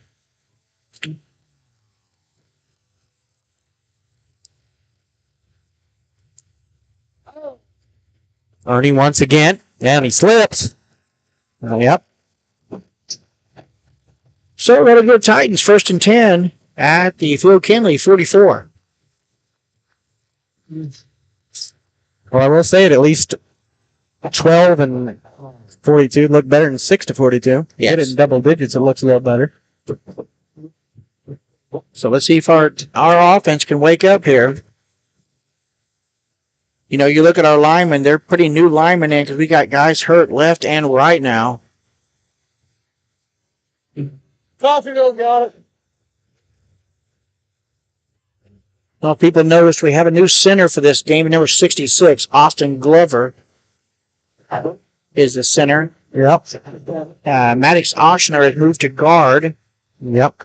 We've just had to change our entire line around. O'Banion's down at a tackle. Stice is down at a tackle. And that took 2 of our runners away. There's Valela back to pass. He passes to 3. He's midget, incomplete. A little bit of hands there, but, Midget had a step on him. Yep. So it'll be 2nd and 10 for Columbus from the Phil Kindley 44. Coach is definitely trying to put more points up there. Yep. Well, that's go for the bomb. I'll say. Make it look, get the crowd up a little bit, and make the deficit not as huge. Plenty to look at for film this week. Oh, yeah. Plenty for film. But again, it comes down to our line, young line, inexperienced. There's a lot of blitzes this game. There's the blitzes. Gets the pass off to number 15, Cooper Sy. First time he received a catch this game. Sy is there. Comes right off. Thanks.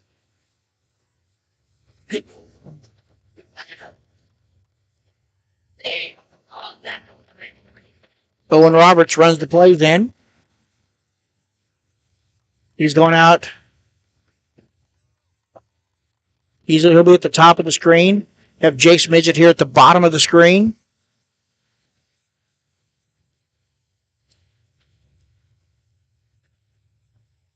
Valela passing. Complete. Yep, Rodriguez. He drops immediately.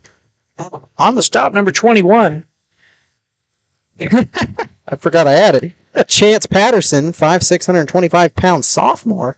So Coach Wade getting in some younger experience there on his defensive line. But you know what? Looking to the future, these guys that get in at the end of the game, we've got our sophomores and freshmen in and the juniors in the whole game. That's right. So, well, that's why we've been talking about this green team. You look at them in the next couple of years, they're facing against their varsity teams. Right. Of everybody. Right. So if they win a game at all, that's not something to be upset about. Yeah. If you win one game this season. These guys are getting experience, and like I said, it's invaluable. Mm-hmm.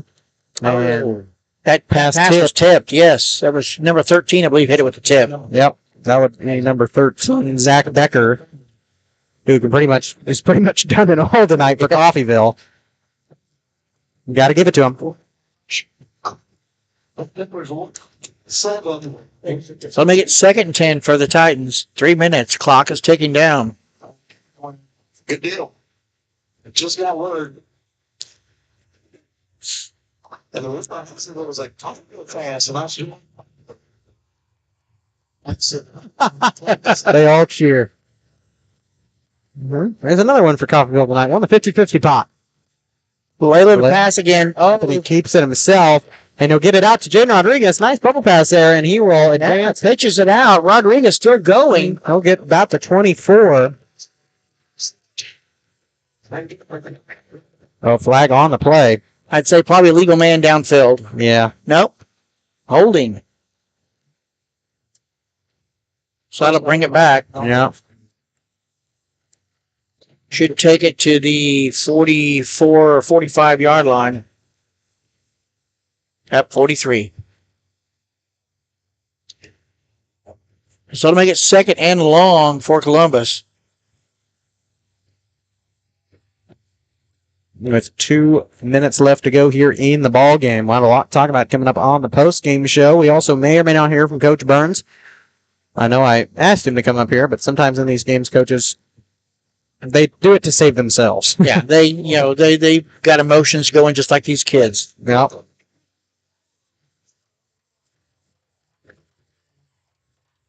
And Layla will be back to pass again. Long throws it up for number 15. Incomplete pass.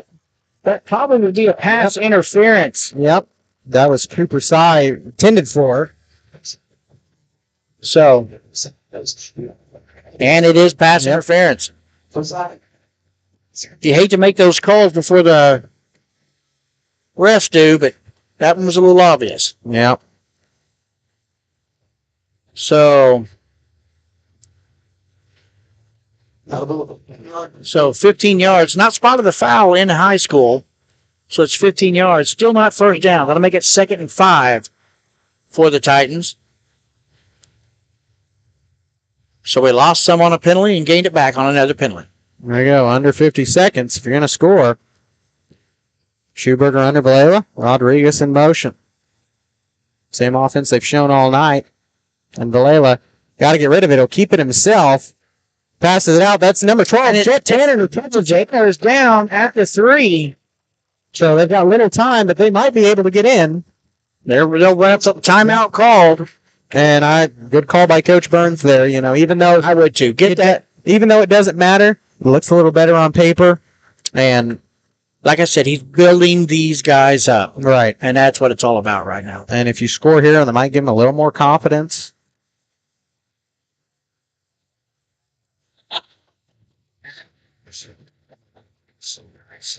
We will. So another rough game for the Titans here. Keep it right here. But come back, we'll update you on some scores from around the area as we kick off the Optic Communications post-game show. Take you through some final stats. Look at the week ahead. Guys, we've got 3 games this week we will cover here on Columbus Sports Live. I don't know if you knew that. I didn't know that. 2 volleyball games, both home, and a home football game. So we won't leave Columbus, but we will be showing you the Columbus and Girard volleyball game and the Columbus and Southeast volleyball game. And I'll have to talk to Ryan Layson, the head coach, a little bit and see how our season's gone so far. Also, I don't know. Titans lining up, going for the touchdown. Valela to pass. Valela got it, and that's Jet Tanner. Is he in? Oh, just short.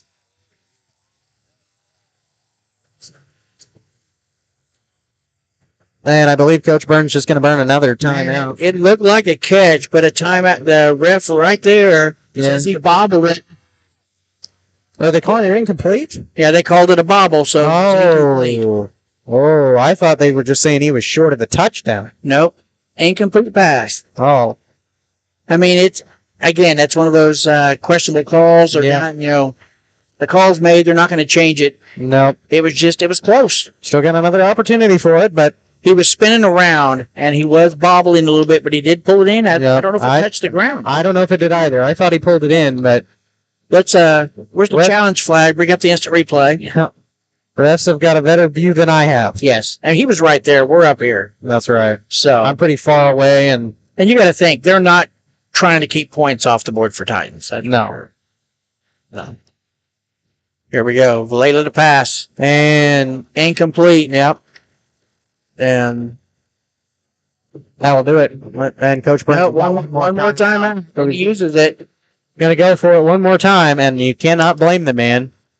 Can't blame Coach Burns on this one. You could say he's prolonging the game for what reason, but no, add points to the board. He's trying to build his guys up. Exactly. I mean, everybody can see that. Yeah. But, the Phil Kindley guys, they don't want him in. I mean, that's football. Yeah. So one more play.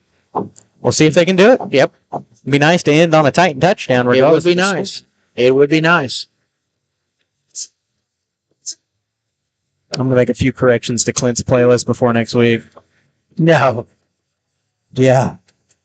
I don't think they'll listen. Well, I don't know if I would say I don't know if I have much choice, but I don't know what I'm going to do to stop him if he plays stuff like this. I'm going to go to Mr. Grundy. There you go. Not really. All right, Titans lining up. Clint, we appreciate it. It is the last play of the game, 8.5 seconds left. Probably going to go for the same thing, and I don't know. Would you run up the middle or a little quarterback sneak? We can try it, but even the young defensive line is dropping back to pass. And he got it complete. There you go. Will Tanner throw a Titan touchdown with 3 seconds left. Good to see that. Jet Tanner, he's been improving. Nice to reward him and Valeda with another touchdown. And that will be, even though the game was poor, that's a nice way to end it. That's a nice way, yes. We'll see what they can go here. You go for 2? There is a flag on the play. Looks like it might come back. Well, I didn't see the flag. Now, and they're bringing them back out. Going to get one more play. There's a flag. I don't know what the call was. Well, they're not marking him back. No, they're leaving. The flag must have been on Phil Kindley because they left the points on the board going for an extra point. Okay. I don't know if he denied it or what, but the flag, Titans able to put 6 more points up. Can they get another one? Jace Midget will kick and try to make it 13-42. Jack Vallela is holding. Yep. Oh, and it's bobbled. They're going to have to go for 2, but he's got some room, and he's going to be caught in the backfield. Passes it. Way incomplete. Yep, and that will do it. But Columbus does end on a touchdown. Gave it all they got. Got to give Coach Burns credit. Yes. Called the timeouts appropriately. And final score, Coffeyville 42, Columbus 12. And that will wrap up week 3 of the high school football season. We'll take a 2-minute break as we kick off the Optic Communications postgame show. We'll talk about some stats and look at some scores from around the area. 40-12, Coffeyville. We're back after this.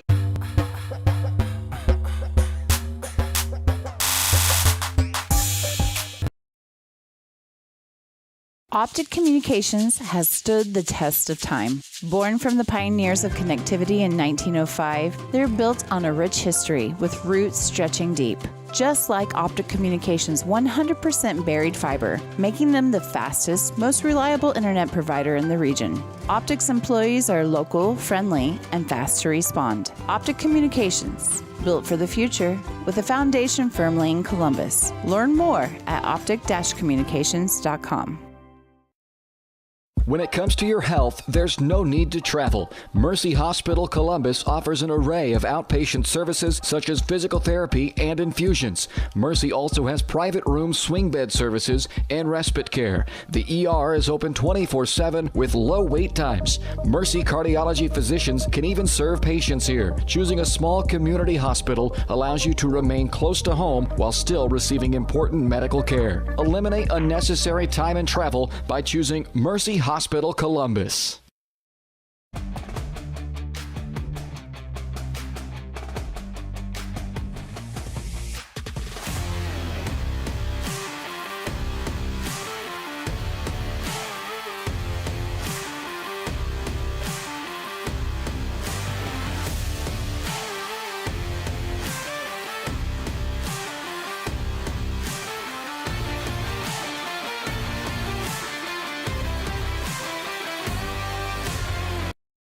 Having the right branding, graphics, and overall look to your business is vital. Luckily, there's Vital Signs in Columbus. Vital Signs Sign Company has been the four-stage choice for vibrant, eye-catching signage since 2001. From small stickers and leather patch hats to lighted pole signs, digital signs, banners, and more, Vital Signs takes you from concept to design to installation. Up your graphics and promotion game with Vital Signs. To see more of their work, follow them at facebook.com/Vital Signs Sign Company or call 620-429-3000. Hello, Four States. This is Jay Hatfield with the Jay Hatfield Auto Group. We've been serving the Four States area for over 29 years, and we now have 6 locations which offer Chevrolet, GMC, Ford, and Chrysler Dodge Jeep Ram. Each of our locations is operated by a Jay Hatfield family member or managing partner. At Jay Hatfield, we're here to earn your business and trust. We have approximately 300 pre-owned and 300 new vehicles in stock or on their way, and we're making deals. Come see us at Jay Hatfield location today and let us make you part of the Jay Hatfield family.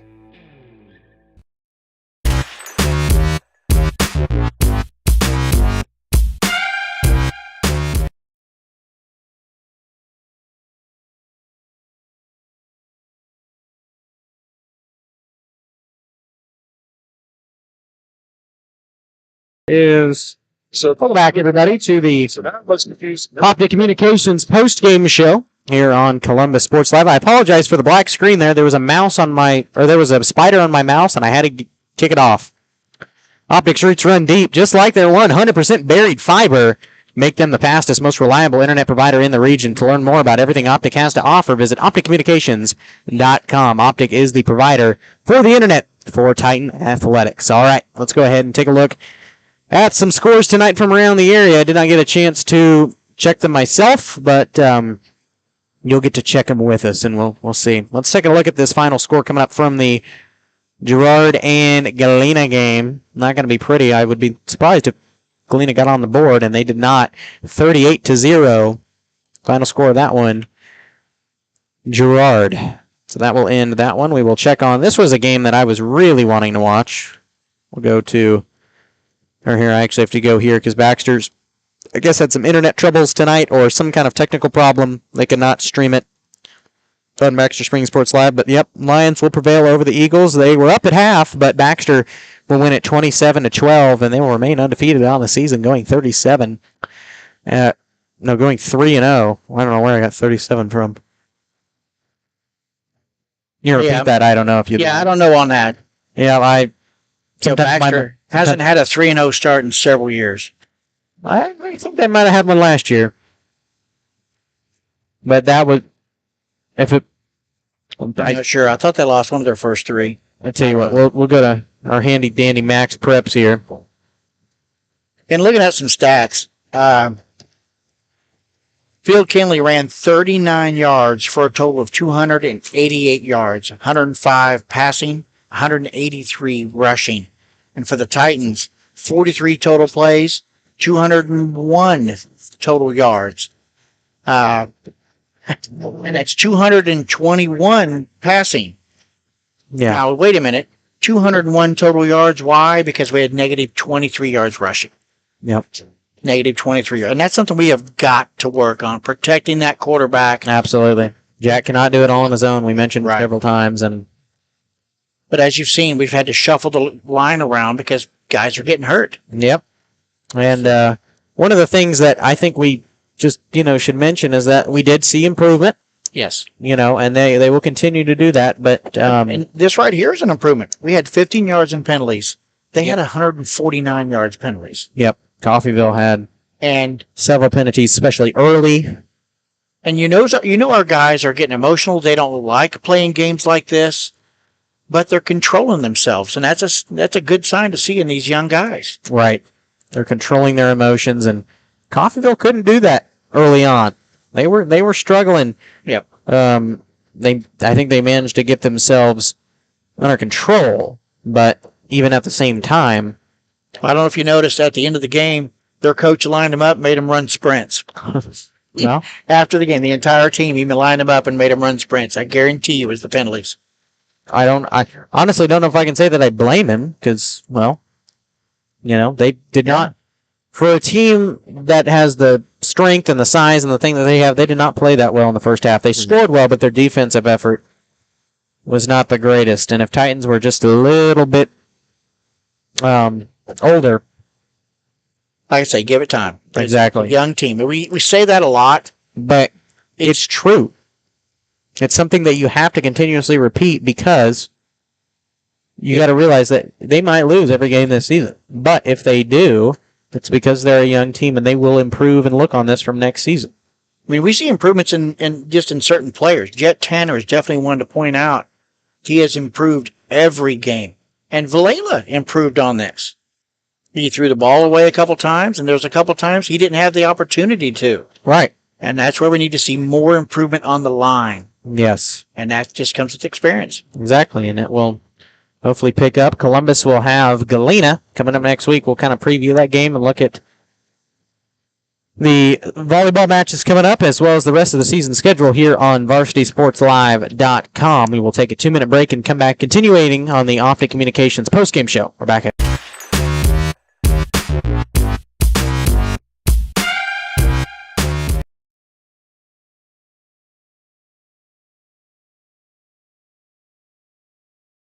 Whether you're trying to make the most of the next harvest, navigating a changing business landscape, or planning for the next chapter in your life, the professionals at Prime Accounting Solutions are here to help. With 10 locations, Prime Accounting offers convenient, friendly accounting and tax services at a fair price. Payroll, bookkeeping, business planning, personal tax filing, and more. And now Prime is the place to go for insurance. Titan fans can find us at 404B North Grand in Pittsburgh or call 620-232-7305. To find a location near you, go to primeaccounting.net.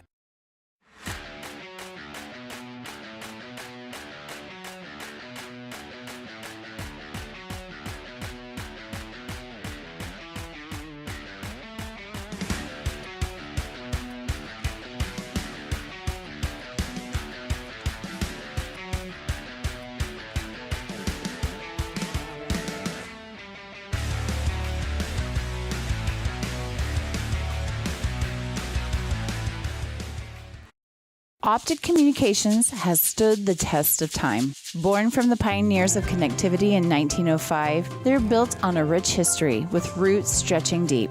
Just like Optic Communications' 100% buried fiber, making them the fastest, most reliable internet provider in the region. Optic's employees are local, friendly, and fast to respond. Optic Communications, built for the future, with a foundation firmly in Columbus. Learn more at optic-communications.com. Call service is outstanding in their field, especially for those that are stuck, outstanding in their field. Coles carries a wide selection of farm, industrial, and heavy-duty tires, all from the best brands in the business. And they've got farm service trucks ready to go. Plus, Coles continues to be the place folks go for car and truck tires, repairs, oil changes, and so much more. If you're in the market for new tires in Southeast Kansas, make the right call to Coles Service, 620-724-4121. See more at ColesServiceLLC.com.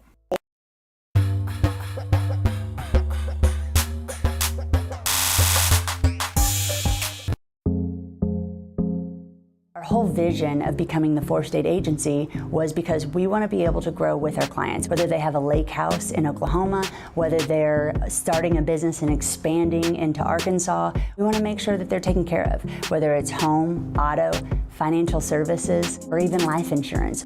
We want to walk through the stages of life with our clients. That's the biggest part. That's what makes us different.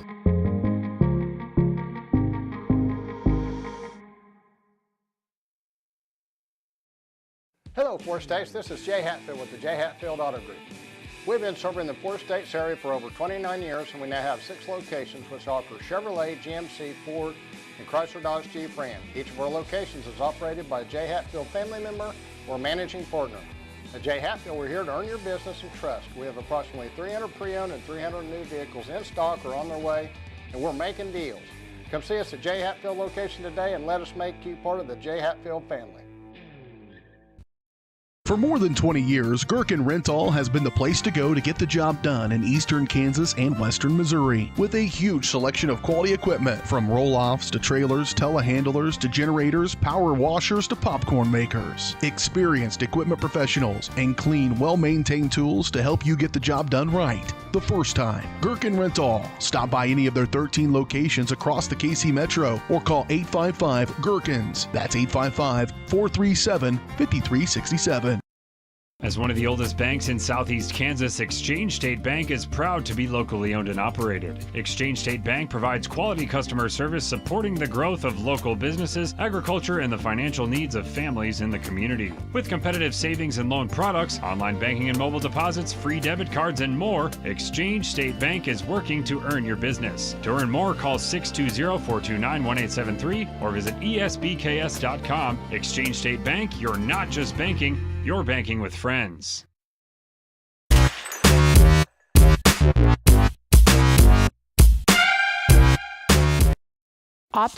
When it comes to your health, there's no need to travel. Mercy Hospital Columbus offers an array of outpatient services such as physical therapy and infusions. Mercy also has private room swing bed services and respite care. The ER is open 24/7 with low wait times. Mercy cardiology physicians can even serve patients here. Choosing a small community hospital allows you to remain close to home while still receiving important medical care. Eliminate unnecessary time and travel by choosing Mercy Hospital Columbus.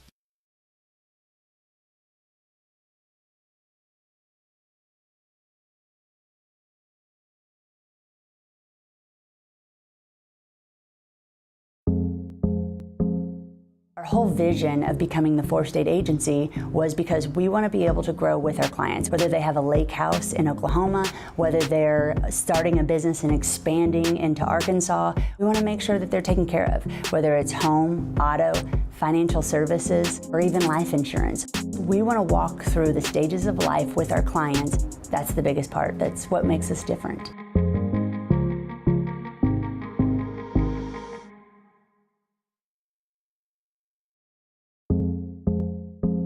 I was raised in a small town, and there was a lot of people who took time to invest in me. And so when we decided to open up our offices, we want to make sure that we're pouring back into the community that's giving to us. We care. We want to be involved. We want to have a passion for what you have a passion for. We want to be able to give back. And that's the foundation. That's why we're more than just insurance.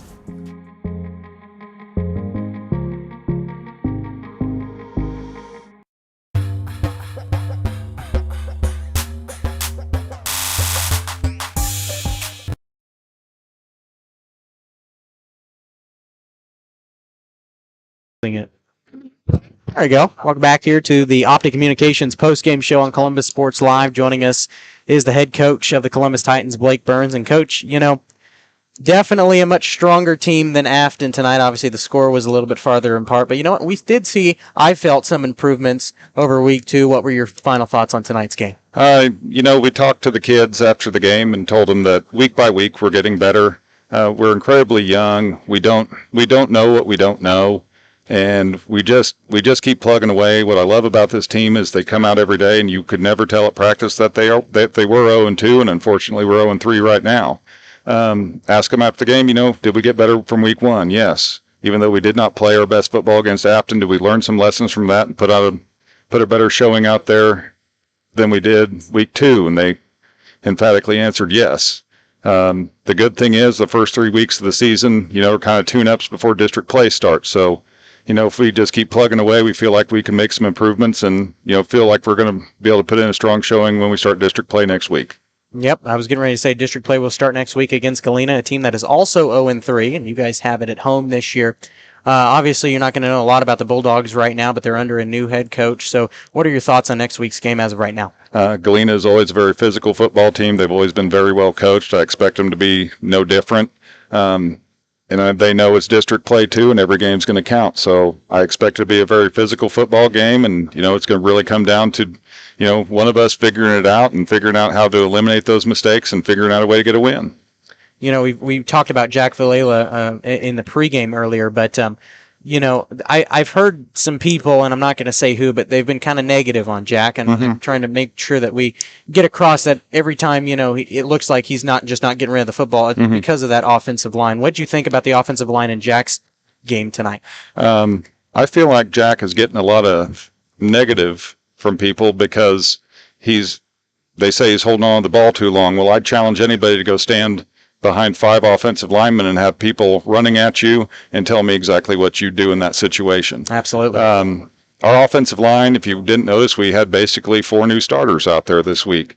Wasn't what I wanted to do. I love my offensive linemen to death, but we got to do what's best for this football team. We moved Mason O'Banion to left tackle. We moved Brandon Stice to right tackle, and we moved Maddox Oshner to a guard. Austin Glover made his first varsity start tonight. That I think there were some signs of improvement? Absolutely. Is there still a lot for us to work on? Absolutely. But, people that want to be critical of Jack, I'd say go until you've played in that position, you've been there, you basically don't need to be saying anything at all. But our defense, we struggled at times, but as I told my defensive coordinator, I told the kids after the game, offense and defense go hand in hand. If we can't hold on to the football, defense is on the field too long. So there's a lot of things we need to shore up, offensive line being one, timing with our receivers being another. But, that's, like I said, we're incredibly young. We've got guys making their first 3 varsity starts, and we're just trying to get it figured out with them. Who was a player that stepped up last week that might have impressed you tonight?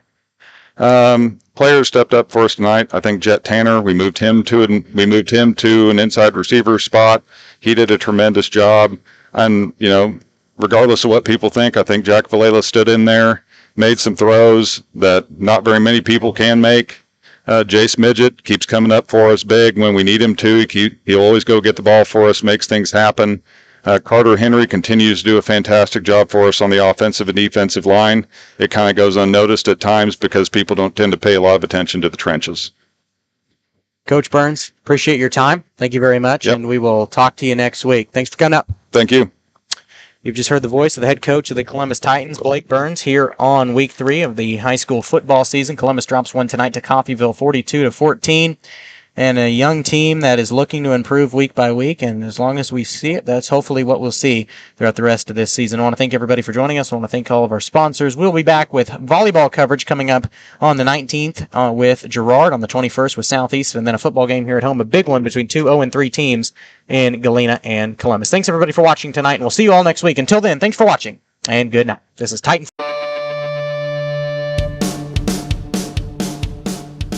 Columbus Sports Live is presented by Mercy of Columbus. Also by